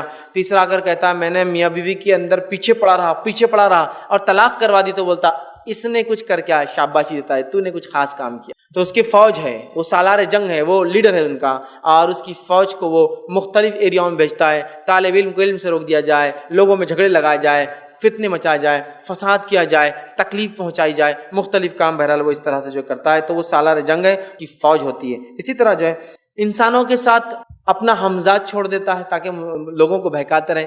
اور ہمزاد کا معنی یہ ایک جس کو قارین کہتے ہیں، یہ ایک جن ہوتا ہے. جیسے ہی انسان پیدا ہوتا ہے تو شیطان اپنے چیلے چپاٹوں میں سے، اپنی فوج میں سے ایک کو لیتا ہے اور اس انسان کے ساتھ زندگی بھر کے لیے لگا دیتا ہے. اب یہ قارین ہمزاد ساری زندگی اس کے ساتھ ہوتا ہے، اور یاد رکھیے ساری زندگی اس کے ساتھ رہتا ہے، اور اس کو اس کے بارے میں تقریباً تمام چیزیں معلوم ہوتی ہے. یاد رکھیے چونکہ وہ بیٹھا ہوتا ہے نا، دن رات اس کے ساتھ رہتا ہے. میں عام زبان میں کہتا ہوں آپ کی گوگل کا پاسورڈ بھی اس کو معلوم رہتا. ٹھیک ہے، تو ساری چیزیں چونکہ آپ کے ساتھ ہی رہتا ہے نا، تو اس کو ساری تفصیلات معلوم ہوتی ہیں. اور یہی مرنے کے بعد لوگوں کے یا شعبدے بازوں کی مدد کر کے آپ کے راز بھی کھلوا دیتا ہے. کیسے؟ مثال، کوئی ایک شخص کسی کے پاس گئے، نہیں بولے یہ تمہارے سب مسئلوں کو حل کر دیں گے، چلو بھائی چلو مسئلوں کو حل کر دیں گے. آپ پہنچ گئے، بیٹھ گئے، بابا میرے مسئلوں میں یہ فلاں فلاں. تو بابا کی پہلی خصوصیت ہوتی ہے، بابا آتے ہی بولتے آپ کا نام فلاں ہے. آپ بولتے بابا مہان ہے، آپ کو پتا ہے، لیکن پھر بھی دل میں ایک خوف، مطلب ایک شک رہتا کہ نام تو کہیں سے ہی معلوم ہو سکتا ہے نا. آپ کے دادا کا نام یہ تھا، اوہ مہان ہے بابا، لیکن پھر بھی شک رہتا کہ یہ بھی تو کوئی بتا سکتا ہے نا، یہ تو دادا کا نام بھی تو ہو سکتا ہے. پھر بھی آپ کو یقین نہیں آتا. پھر وہ جو شعبدے باز رہتا وہ بولتا ایک دن آدھی رات کو فلاں کھیت میں بابا بس آگے کا مت بول کھولو، شیور یہ ہوا تھا اس رات ایسا ہوا تھا، آگے آپ مت بولو کیا ہوا تھا. مان گیا، قائل ہو گیا، آپ بہت پہنچے ہوئے سدھی، بہت اونچے، آپ سمجھ میں آ گیا میرے کو. تو وہ واقعہ کس کو بھی میں اکیلا تھا، ہاں تو میرے کو سب معلوم. آپ وہ ہو جاتا ہے. اب یہ کیسے معلوم کرتا ہے؟ 1 منٹ میں بتاتا ہوں آپ کو. کوئی بڑی بات نہیں ہے سوائے اس کے کہ وہ کفر کرتا ہے، بس مسئلہ یہ. اور ایک مومن سب کچھ کر سکتا ہے لیکن کفر و شرک کیا کرتا ہے؟ وہ کفر کر کے ایک جن کو یا اپنے ہمزاد کو منا لیتا ہے، پٹا لیتا ہے، کفر کر کے، شرک کر کے. جب آپ اس کے پاس جاتے اور بیٹھتے اور بولتے فلاں چیز، تو یہ اپنے ہمزاد سے کہتا ہے اس کے ہمزاد سے بات کر جا کر، جس کو سب معلوم ہے آپ کے بارے میں. آپ کے دادا کا نام، دادی کا نام زندگی بھر ساتھ رہا نا، تو یہ جا کر بولتا ہے اس کے ابا کا نام کیا ہے؟ وہ بولتا ابا کا نام عبداللہ ہے، سمجھ لیجیے. وہ آ کے بولتا ہے اس کے ابا کا نام عبداللہ ہے، بولتا عبداللہ. بولتا ارے اب آپ نے وہ عمل جو اکیلے میں بھی کیا تھا، ہمزاد تو ہے نا، اس کو پتا ہے. اب وہ بولتا جا کے یہ مان رہا نہیں میری بات، میرے کو بہت پہنچا ہوا نہیں سمجھ رہا، کچھ تو بھی قصہ لا ڈھونڈ کے اس کا اچھا والا. تو یہ جا کے بولتا رہا اچھا قصہ دے یار، کوئی اس کا ذرا سے مضبوط ہو جائے. پھر لا کر وہ بات بولتا ہے اور آپ بول رہے کیا مہان ہے. یہ کفر ہے، اس میں کوئی مہانتا نہیں، اس میں کفرتا ہے. سمجھ رہے بات کو؟ اس میں کوئی بڑا پن نہیں، یہ کفر ہے، یہ درست نہیں ہے. میرے بھائیوں، نبی اکرم صلی اللہ علیہ وسلم، صحابہ نے کبھی ایسا بولا؟ آتے کسی کو تمہارے ابا کا نام یہ ہے، تمہارے دادا کا نام نہیں ہے، تم نے یہ کیا؟ کوئی صحابی ابوبکر صدیق جن کا مقام کیا ہے؟ افضل البشر بعد الانبیاء والمرسلین، انبیاء اور رسول کی بعد سب سے افضل شخصیت ہے. انہوں نے کبھی کیا؟ کوئی آیا تو اپنے خلافت کے دور میں او تم آ گئے، اچھا تمہارے دادا کا نام یہ تھا، تم یہ کیے فلاں کیے. اگر صحابہ میں یہ چیز ہوتی، اگر یہ جائز ہوتا تو عثمان ابن عفان اور علی بن ابی طالب اور عمر ابن خطاب یہ تینوں شہید نہ کر دیے جاتے؟ پہلے سے معلوم کر لیتے کون چالے چل رہا اور کیا کر رہا. ہاں، اور تم بول رہے ہو نہیں یہ بہت محنت کے بعد ملتے. یہ محنت کے بعد نہیں، یہ کفر اور شرک کے بعد ملتے. یہ غلط ہے، یہ کام نہیں لینا چاہیے، یہ کام نہیں کرنا چاہیے. کل شعبدے بازی کی حقیقت اور اس کی تفصیلات میں انشاءاللہ عزیز رکھوں گا. ٹھیک، تو ہمزاد زندگی بھر ساتھ رہ کر کیا کیا کرتا ہے میں نے کچھ مختصر بتا دیا. اسی طرح جو ہے شیطان جو ہے جب بھی وعدہ کریں گا یاد رکھیے یہ فریبی ہوں گا، اس لیے کہ شیطان اپنے دوستوں کے ساتھ ہر بار فریب کرتا ہے. سورہ انفال سورہ نمبر 8 آیت نمبر 48 میں اللہ نے فرمایا شیطان نے کیا کھیل کھیلا مشرکین مکہ کے ساتھ. جب ابو سفیان کا قافلہ حفاظت کے ساتھ نکل گیا اور اب مشرکین مکہ کو ابو سفیان نے لکھ کر بھیجا کہ واپس آ جاؤ، اب اپنا قافلہ نکل گیا، محمد صلی اللہ علیہ وسلم سے صحابہ سے لڑنے بھیڑنے کی ضرورت نہیں ہے. شیطان آیا اور مشرکین مکہ کو کہا ارے 1000 آئے ہو تم، 1000 وہ کیا 313 آئے ہوئے، وہاں کیا تمہارے سامنے اوقات ہے، آج فنش ہی کر کے چل جاؤ ان کو. کس نے کیا معلوم ہے؟ شیطان نے آیا اور بہکایا. یہ کبھی بھی اچھا دوست نہیں ہو سکتا، یہ وہ دوست ہے جو فریبی ہے. اور کیا کیا معلوم آ کے اللہ نے قرآن میں بیان کیا، وقال لا غالب لکم اليوم، آ کے بولا آج تمہارا لشکر اتنا طاقتور ہے کوئی تم پر غالب نہیں آ سکتا. اور آگے کا کہا غالب لکم اليوم من الناس وانی جار لکم، اور کہا کہ آج انسانوں میں تم پر کوئی غالب نہیں آ سکتا اور میں بھی تو تمہارے ساتھ ہوں. اور جیسے ہی جنگ شروع ہوئی اور جنگ شروع کے بعد اس نے دیکھا فرشتے بھی کھڑے ہیں تو کہا میں تو چلا بھیا، میرا کام تو صرف بہکانا تھا، نکل کے چلا. بہت فریبی ہوتا ہے یاد رکھیے، کبھی بھی وہ کرتا ہے. اور اس کا فریب دیکھنا ہے تو اللہ رحم کرے ان لوگوں کو اگر آپ نے کبھی دیکھا ہو جس نے سوسائڈ کا ارادہ کیا ہو، اور پہلے اپنے آپ کو کچھ کر لیا ہو، جب موت کے قریب آتے ہیں تو یہ ٹاٹا کر کے نکل جاتا ہے، سوسائڈ تک بہت بہکاتا، چلا لے، چلنے کے بعد تیری ساس اور تیرا شوہر اندر چلے جائیں گا پوری زندگی، پھر تیرے لیے لوگ روئیں گے، تیری اہمیت جبھی پتہ چلیں گی دنیا والوں کو، تیرا شوہر کوئی تیرے کو اہمیت نہیں دے رہا ہے، ابھی کر لے، اب انہیں جوش میں آ کے دال لگ گیا ہنستے، تب تک ہوتا ہے وہ ساتھ، یاد رکھیے بہت فریبی ہوتا ہے، تب تک دال کچھ نہیں ہوگا، اور اگر سمجھو ایمان والی ہے اور سمجھتا ہے کچھ علم ہے تو تو تھوڑا جلیں گی، صرف مرنے والی تھوڑی ہے، لیکن تیری دھاک بیٹھ جائیں گی نا تیرے شوہر پر، آئندہ تیرے کو کچھ نہیں کر سکتا وہ فلاں ہے، اور وہ جوش میں کر لیتی ہے، آگ لگنے کے بعد جب جلنا شروع ہوتا ہے جسم تو یہ نکل جاتا ہے فریبی ہاتھ بتا کر، پھر آدمی چلاتا ہے بچاؤ بچاؤ اور بھاگ، سمجھ رہے آپ، بہت فریبی ہے، غصے میں آپ آتے ہی بولیں گے ارے اس کی کیا اوقات ہے تیرے سامنے، تو مسکولر بنا ہوا بھی بہت ہے، تیری تو پہچان یہ ہے، تیرے چچا تو ایم ایل اے ہے، تیرے دادا تو فلاں تھے، پولیس اسٹیشن میں تیرا یہ چلتا، رکھ دے اس کو، کر دے، انسان کر دیتا ہے، اور سامنے والے کچھ ہو جاتا ہے اور زندگی بھر افسوس مال جاتا ہے، زندگیاں جیل میں برباد ہوتی، زندگی بھر پچھتاوا اور فریبی، یاد رکھیے بہت بڑا فریبی ہے، کبھی اس کے فریب میں مت آنا ورنہ دھوکہ دے کے جاتا ہے، تو یہ بہت بڑا فریبی ہے۔ اسی طرح جو ہے شیطان کے غلام مومنوں کے دشمن ہوتے ہیں، یاد رکھیے، اور شیطان کے غلام جو ہے وہ مومنوں کے دشمن ہوتے ہیں، اور جو رحمان کی اطاعت کرتے ہیں وہ شیطان کے دشمن ہوتے ہیں، یاد رکھیے، اس لیے کہ ہم اللہ کی بات کریں گے تو شیطان سے دشمنی خود بخود ہو جاتی ہے ہماری، چونکہ وہ خلاف کھڑا ہے نا اللہ تعالیٰ کی، ٹھیک۔ اسی طرح جو ہے انسان کو گمراہ کرنے کے لیے شیطان کے ہتھ کنڈے کیا ہے، مختصر سے رکھ رہا ہوں ساری چیزیں، جو ہے پہلا کام جو کرتا ہے وہ یہ کہ باطل کو جو ہے حق کی شکل میں پیش کرتا ہے، برائی کو اچھائی کی شکل میں پیش کرتا ہے، جیسے کہ اس نے آدم علیہ السلام کے ساتھ جو ہے کیا اور حوا علیہ السلام کے ساتھ کیا۔ اسی طرح دوسرا کام کرتا ہے کہ چیزوں کے نام بدل بدل کے پیش کرتا ہے، بری چیزوں کو اچھے نام دے دیتا ہے تاکہ انسان کر لے، حرام کاری میں چلا جائے۔ تیسرا کام کرتا ہے افراط اور تفریط، زیادتی اور کمی کا شکار بنا دیتا ہے، دین کے معاملوں میں، اعمال میں، سب چیزوں میں افراط اور تفریط کا شکار بنا دیتا ہے۔ اسی طرح جو ہے کام میں سستی دلاتا ہے، ابھی نہیں کل کرنا، ابھی نہیں کل کرنا، فجر کے لیے بہت ٹائم باقی ہے، فلاں عمل کے لیے انتظار کر، سستی دلاتا ہے۔ اسی طرح اس کے فریب میں ایک وہ چیز ہے جو انسانوں کو بہکانے کے لیے کرتا ہے، جھوٹے وعدے اور جھوٹی امیدیں دلاتا ہے، جھوٹے وعدہ کرتا رہے آج کون غالب آئیں گے، ایسا مشرکین مکہ کو کہا اور جہنم رسید کر دیا، 70 جہنم رسید ہوئے، 70 قید ہو گئے، ٹھیک ہے، تو مشرکین مکہ کے ساتھ جھوٹے وعدے جھوٹی امیدیں دلواتا ہے۔ اسی طرح جو ہے انسان سے ہمیشہ اظہار ہمدردی کر کے آتا ہے، میں تمہارا خاص ہوں، میں تمہارے بھلائی کے لیے بول رہا ہوں، یہ سب سے اچھا ہے تمہارے لیے، اور انسان بہکاوا میں آتا ہے اور پھنس جاتا ہے۔ اسی طرح جو ہے گمراہ کرنے کے طریقے بتدریج، دھیرے دھیرے کرتا، اچانک نہیں آ کے ایک دم اٹیک کرتا، دھیرے دھیرے گناہ اور معصیت کی طرف لے جاتا ہے، بتدریج سٹیپ وائز کرواتا ہے۔ اسی طرح جو ہے غفلت کو طاری کرتا ہے، بھول بھی شیطان کی طرف سے ہوتی، بھلا دیتا ہے، جیسے کہ موسیٰ علیہ السلام نکلے، اللہ نے کہا ایک جگہ آئیں گی جہاں یہ مچھلی نکل کر پانی میں چلے جائیں گے، وہاں رک جانا، ہم ہمارے ایک بندے سے تم کو ملائیں گے، وہ مچھلی ڈوب گئی، اس نے شیطان نے بھلا دیا، کس کو؟ موسیٰ علیہ السلام کو نہیں، موسیٰ علیہ السلام کے ساتھ ان کے ایک ساتھی تھے، حواری تھے، یوشع ابن نون، ان کو بھلا دیا۔ موسیٰ علیہ السلام نے بعد میں کہا ہم اتنے تھک گئے، مچھلی کہاں ہے؟ کہا ارے شیطان نے بھلا دیا اور مچھلی تو وہیں پانی میں چلے گئی، پھر لوٹ کر واپس آئے، سمجھا؟ تو نسیان بھلا دیتا ہے۔ اسی طرح اپنی فوج سے ڈراتا ہے۔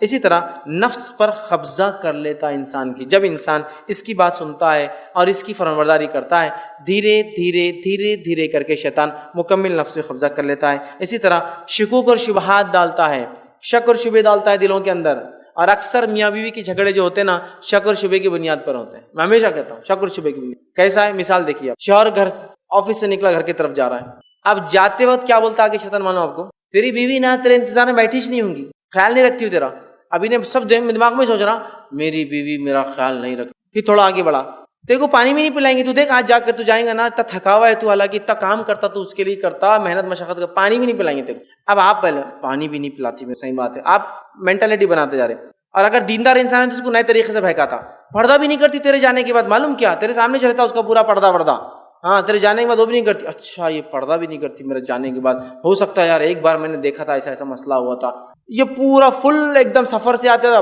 اب گھر میں انسان گیا، بچہ رو رہا تھا تو بیوی سامنے نہیں آ سکی، بچے کی تکلیف وجہ سے آپ کو پانی نہیں دے سکی، صحیح بولا تھا اس نے، اور آتے ہی آپ شروع ہو گئے اس سے۔ یہ ہوتے اس کے وسوسے، شکوک اور شبہات بہت کثرت سے ڈالتا ہے۔ اسی طرح جو ہے اس کے علاوہ جو وہ کام کرتا ہے اس میں یہ ہے کہ شراب خوری، بت پرستی اور فال نکالنے کے عمل کو ترجیح دیتا ہے کہ شراب پیو، بت پرستی کرو، فال نکالو۔ اسی طرح ایک کام جو یہ کرتا ہے اس کے ہتھ کنڈوں میں سے انسانوں کو تکلیف دینے کے لیے جادوگری کرواتا ہے، یاد رکھیے، اور جادوگری کے ذریعے انسانوں کو کفر اور شرک کرواتا ہے، اور کفر اور شرک کے بعد بہت سارے کام وہ جتنا کفر و شرک کرتے خوش ہو کر ان کے لیے کر کر دے دیتا ہے. جس کو عام زبان میں لوگ کہتے ہیں کہ شیطان جو ہے یا میرے پاس ایک جن ہے جو قبضے میں ہے، حالانکہ بات الٹی ہوتی ہے، یہ اس کے قبضے میں ہوتا ہے. ٹھیک ہے، لاجیکلی ایکسپلین اگر کروں منطقی اعتبار سے، جو چیز دکھتی نہیں وہ میرے قبضے میں رہتی ہے، جو دکھتا جو چیز نہیں دکھ سکتی اس کے قبضے میں رہتا. بتائیے، شیطان جس کو کوئی دیکھ نہیں سکتا، جن جس کو کوئی دیکھ نہیں سکتا، اس کو کیسے قبضے میں لیں گے آپ؟ وہ آپ کو دیکھ رہا اور مانیٹر کر رہا ہے دور سے.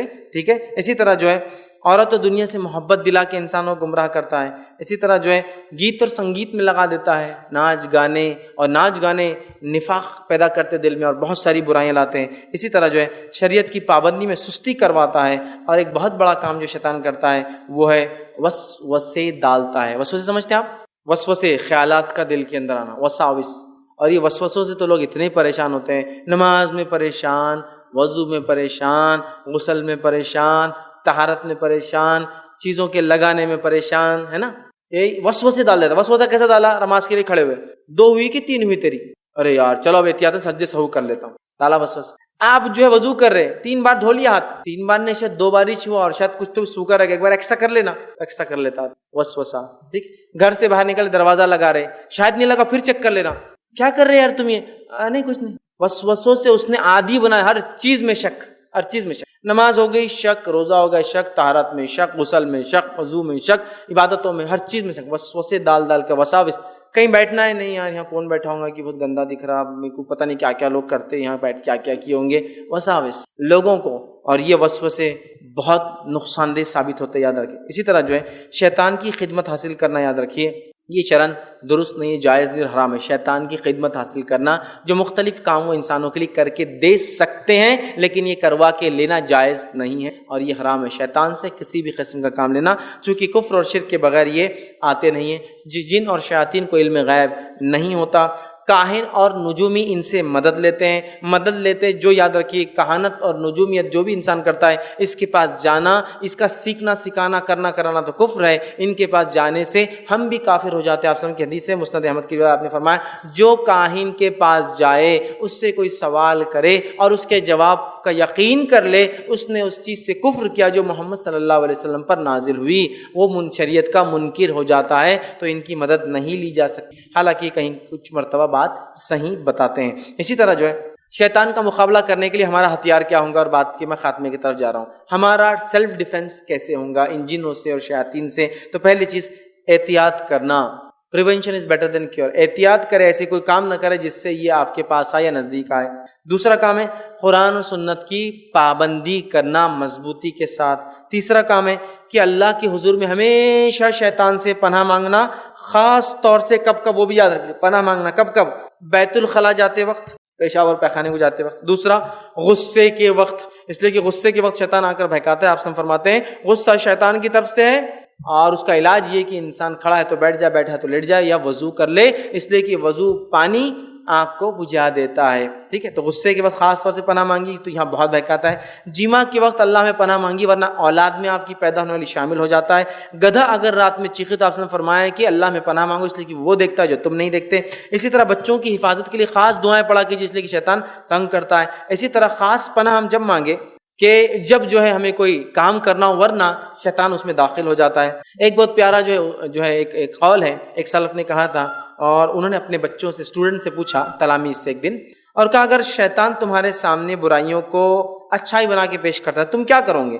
تو انہوں نے کہا ہم لڑیں گے. تو کہا کب تک لڑو گے تم؟ ہر بار آئیں گا. تو انہوں نے کہا سب سے بہترین چیز یاد رکھ لو، اگر کتا تمہارے پیچھے لگتا ہے یا بھونکتا ہے تو تم کیا کرو گے؟ تو کہا اس کو ہم ہکا لیں گے.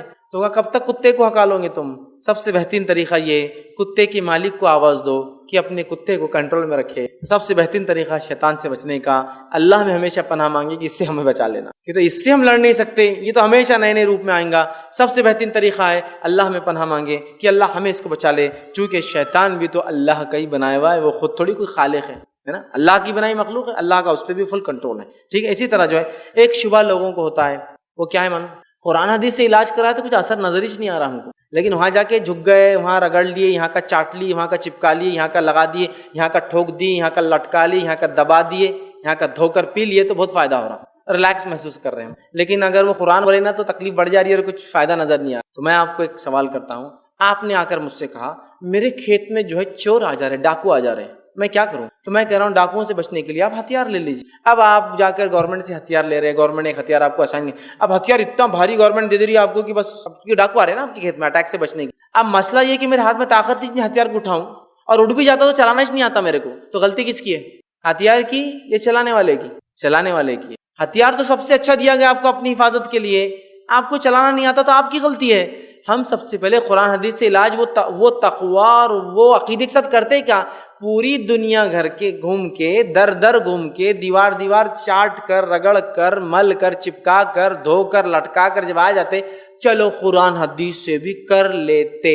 تو پھر اللہ بولتا جاؤ ادھر ہی گھومتے رہو, جا گھوم رہے تھے, ادھر مت آؤ میرے پاس, ادھر نہیں ملنا. کتاب و سنت کو آپ اپنے لیے آخری حرف مان لے, اللہ تعالیٰ نے اسی میں شفا رکھی یاد رکھی. تو بہت سے لوگ شبہ کرتے ہیں, اس کا جواب ہے. اسی طرح جو ہے اس سے بچنے کا طریقہ ذکر الہی میں مشغول رہے, چونکہ جو انسان ذکر کرتا ہے شیطان اس کے جسم میں آ نہیں سکتا, چھو نہیں سکتا. چونکہ اگر انسان ذکر کرے شیطان داخل ہوتا رہے وہ وہیں مر جاتا ہے, اس کی موت ہو جاتی.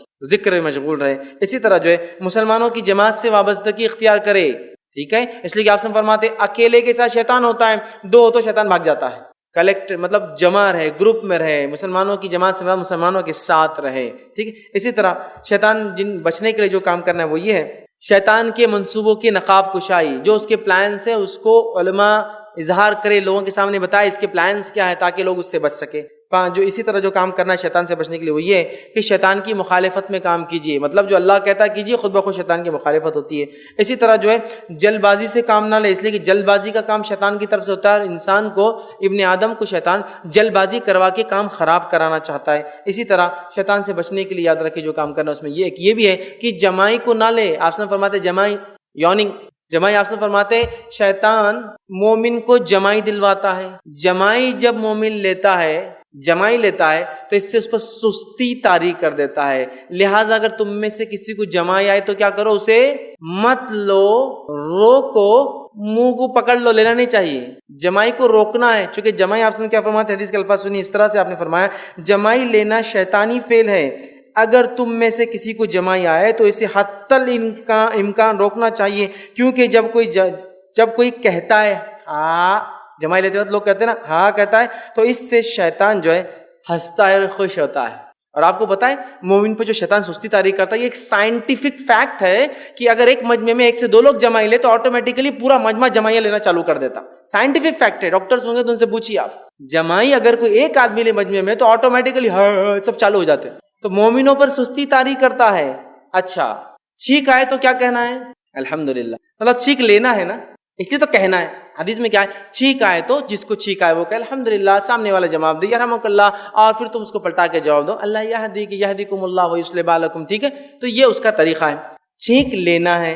جمائی کو روکنا ہے, شیطانی پھیلے. ہم لوگ کیا کرتے, چھینک آئے اور کوئی لے لیا تو ارے کیا بیڈ مینرز ہے, ٹکٹس نہیں تم کو, مجلس میں چھینک لے رہے. چھینک کو لینا ہے اور جمائی لینا نہیں ہے, لیکن جمائی کا تو معاملہ پورے مجمع میں بتا دیں تو ارے نہیں باس بہت تھک گیا میں آج. چھینک لینا ہے ٹکٹ سے خلاف, جمائی لینا شیطانی فعل, یہ ٹریڈیشن ہو چکا ہے وہاں پر. دیکھیے آپ کیسا کرتے لوگ. بہرحال جمائی نہیں لینا چاہیے ورنہ وہ یہ بچنے کا طریقہ میں. اسی طرح جو ہے توبہ اور استغفار کی کثرت کرنا چاہیے, اس لیے کہ انسان سے گناہ ہوتے ہیں اور شیطان اس پہ حاوی ہوتا جاتا ہے. توبہ اور استغفار سے شیطان نکل جاتا ہے.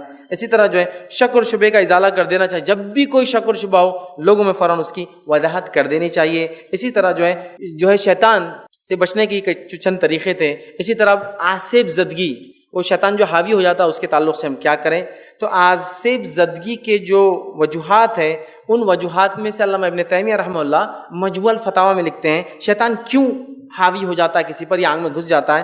پہلا وہ لکھتے ہیں کہ جنات انسانوں پر جو ہے کبھی جنسی خواہشات کی بنیاد پر حاوی ہو جاتے ہیں, مرد عورت خوبصورتی کی وجہ سے یا اس کو خواہش ہوتی جنسی ہوتے ہیں, عشق کی وجہ سے. اس طرح آگے لکھتے ہیں اور کہتے ہیں کہ کبھی دشمنی کی وجہ سے, انتقام کی وجہ سے, کبھی سحر جادو کی وجہ سے کوئی ان کو بھیج دیتا ہے, کبھی ان کو جانے انجانے میں تکلیف پہنچنے کی وجہ سے, یا پھر کبھی جان بوجھ کر, یا پھر کبھی ہم پیشاب کر دیتے سوراخوں میں اس کی وجہ سے, یا پھر پانی پھینک دیتے گرم اس کی وجہ سے. کچھ چیز ان کو ناراض ہو جاتی ہے جانتے بوجھتے یا انجانے میں, اور اس وجہ سے وہ ناراض ہو کر انسانوں کو لپٹ جاتے ہیں. ٹھیک ہے, اب ہم کیا کریں اگر ایسا ہو تو ہمیں چاہیے کہ ہم جو ہے اس کا علاج قرآن اور سنت سے کریں. ٹھیک ہے, قرآن اور سنت سے کریں. ورنہ اگر ہم قرآن و سنت سے علاج نہیں کریں گے تو یاد رکھیں کفر کرنے سے بھی شیطان نکل جاتا ہے، جن نکل جاتا ہے، لیکن یہ علاج کا طریقہ حرام ہے اور غلط ہے۔ انشاءاللہ عزیز کل اور بھی تفصیلات جادو کے اس میں ان تمام چیزوں کی آئیں گی۔ تو ہمیں اگر کسی کو جن تکلیف دے رہا ہے، پریشان کر رہا ہے، تو کتاب و سنت کے مطابق ذکر و اذکار کریں۔ داخل ہو گیا آصف زدگی ہے تو اس کو نکالنے کے لیے قرآن و حدیث کا استعمال کریں۔ میرا ایک تفصیلی اس پہ عنوان پہلے بھی ہو چکا ہے جس کا نام ہے جن اور جادو کی حقیقت، جس میں نے ایک ہی ٹاپک میں جن کے بارے میں کچھ باتیں اور جادو کا مکمل علاج میں کیا پڑھا جائے اس کی پوری تفصیلات کتابوں کے نام دیے۔ آپ ضرور اس کو ہمارے یوٹیوب چینل پہ دیکھیں، جن اور جادو کی حقیقت، جس میں نے اس کو تفصیلی پہلے گفتگو اس مسئلے پہ کر چکا ہوں، لہٰذا بہت زیادہ میں یہاں نہیں چڑھوں گا۔ تو اس کا علاج کرنا چاہیے، علاج کا طریقہ کتاب و سنت سے کرنا چاہیے، اور اس کو جو ہے قرآن پڑھ کر یا دعائیں پڑھ کے نکالنا چاہیے۔ اور خود نبی اکرم صلی اللہ علیہ وسلم نے جن لوگوں کا آسیب تھا، جن لوگوں میں جن تھا جو ان کو مختلف تکلیفیں پہنچا رہا تھا، آپ نے ان کا علاج کیا۔ ایک واقعہ یوں آتا ہے کہ نبی اکرم صلی اللہ علیہ وسلم کے ایک صحابی نے اپنے بیٹے کو لائے جو مجنون پاگل تھا۔ آپ صلی اللہ علیہ وسلم کے صحابہ کہتے ہیں ہم نے دیکھ کر بالکل پاگل جیسا مجنون تھا، لیکن آپ صلی اللہ علیہ وسلم کے مجلس میں آیا تو جب پریشان حال تھا، مجنون تھا، کپڑے کیسے بھی تھے، پھر اللہ کے رسول صلی اللہ علیہ وسلم اپنے نزدیک بلایا اور اس کے گریبان پکڑ کر کہا اے اللہ کے دشمن نکل جا، تلاوت قرآن کی اور کچھ اس کے پیٹھ پر مارا۔ اس کے بعد وہ کہتے ہیں وہ بچہ اتنا فریش ہو گیا، چونکہ جب آیا تھا تو مجنون تھا، مجنون لوگ کیسے کچھ بھی حرکتیں کرتے ہیں، مجنون تھا، لیکن بعد میں اتنا فریش ہو گیا کہ اس کے بعد جو ہے پھر وہ جو ہے اچھا ہو کر مجلس سے حشاش اور بشاش واپس گیا۔ تو اللہ کے رسول صلی اللہ علیہ وسلم نے بھی قرآن سے علاج کیا اور مختلف دعائیں سکھائی۔ ان دعاؤں کو جاننے کے لیے آپ جادو پر جو لکھی گئی کتاب و سنت کے مطابق جو علماء کتابیں لکھتے ہیں ان کو پڑھیں، یا پھر میرا ایک DVD ہے تفصیلی جن اور جادو کی حقیقت، میں نے بہت مفصل اس میں ڈسکشن کیا ہوں کہ اس کے علاج کے لیے طریقہ، آیتیں کون کون سی لی جائے اور کس طرح سے پڑھا جائے، کیا کیا جائے، آپ جو ہے اس سے جو ہے فائدہ جو ہے اٹھا سکتے۔ تو بہرحال اپنی بات کو میں ہی ختم کروں گا۔ اللہ رب العزت سے دعا ہے کہ اللہ سبحانہ تعالیٰ جو کچھ کہا اور سنا گا اسے عمل کی توفیق عطا فرمائے، ہم تمام کے لیے کتاب و سنت پہ چلنا آسان کریں، ہم تمام کو شیاطین اور شیطان سے ہماری حفاظت کریں، ہم تمام کو اپنا محبوب بندہ بنائیں اور شیطان کی چال بازیوں سے ہماری حفاظت کرے، ہماری نسلوں کی حفاظت کرے، جب تک ہمیں زندہ رکھے، ایمان اور اسلام پر زندہ رکھ، اور جب بھی اللہ ہمارا خاتمہ ہو ایمان پر ہمارا خاتمہ ہو۔ وآخر دعوانا الحمد للہ رب العالمین، سبحان ربک رب العزت عما یصفون، وسلام علی المرسلین، والحمد للہ رب العالمین۔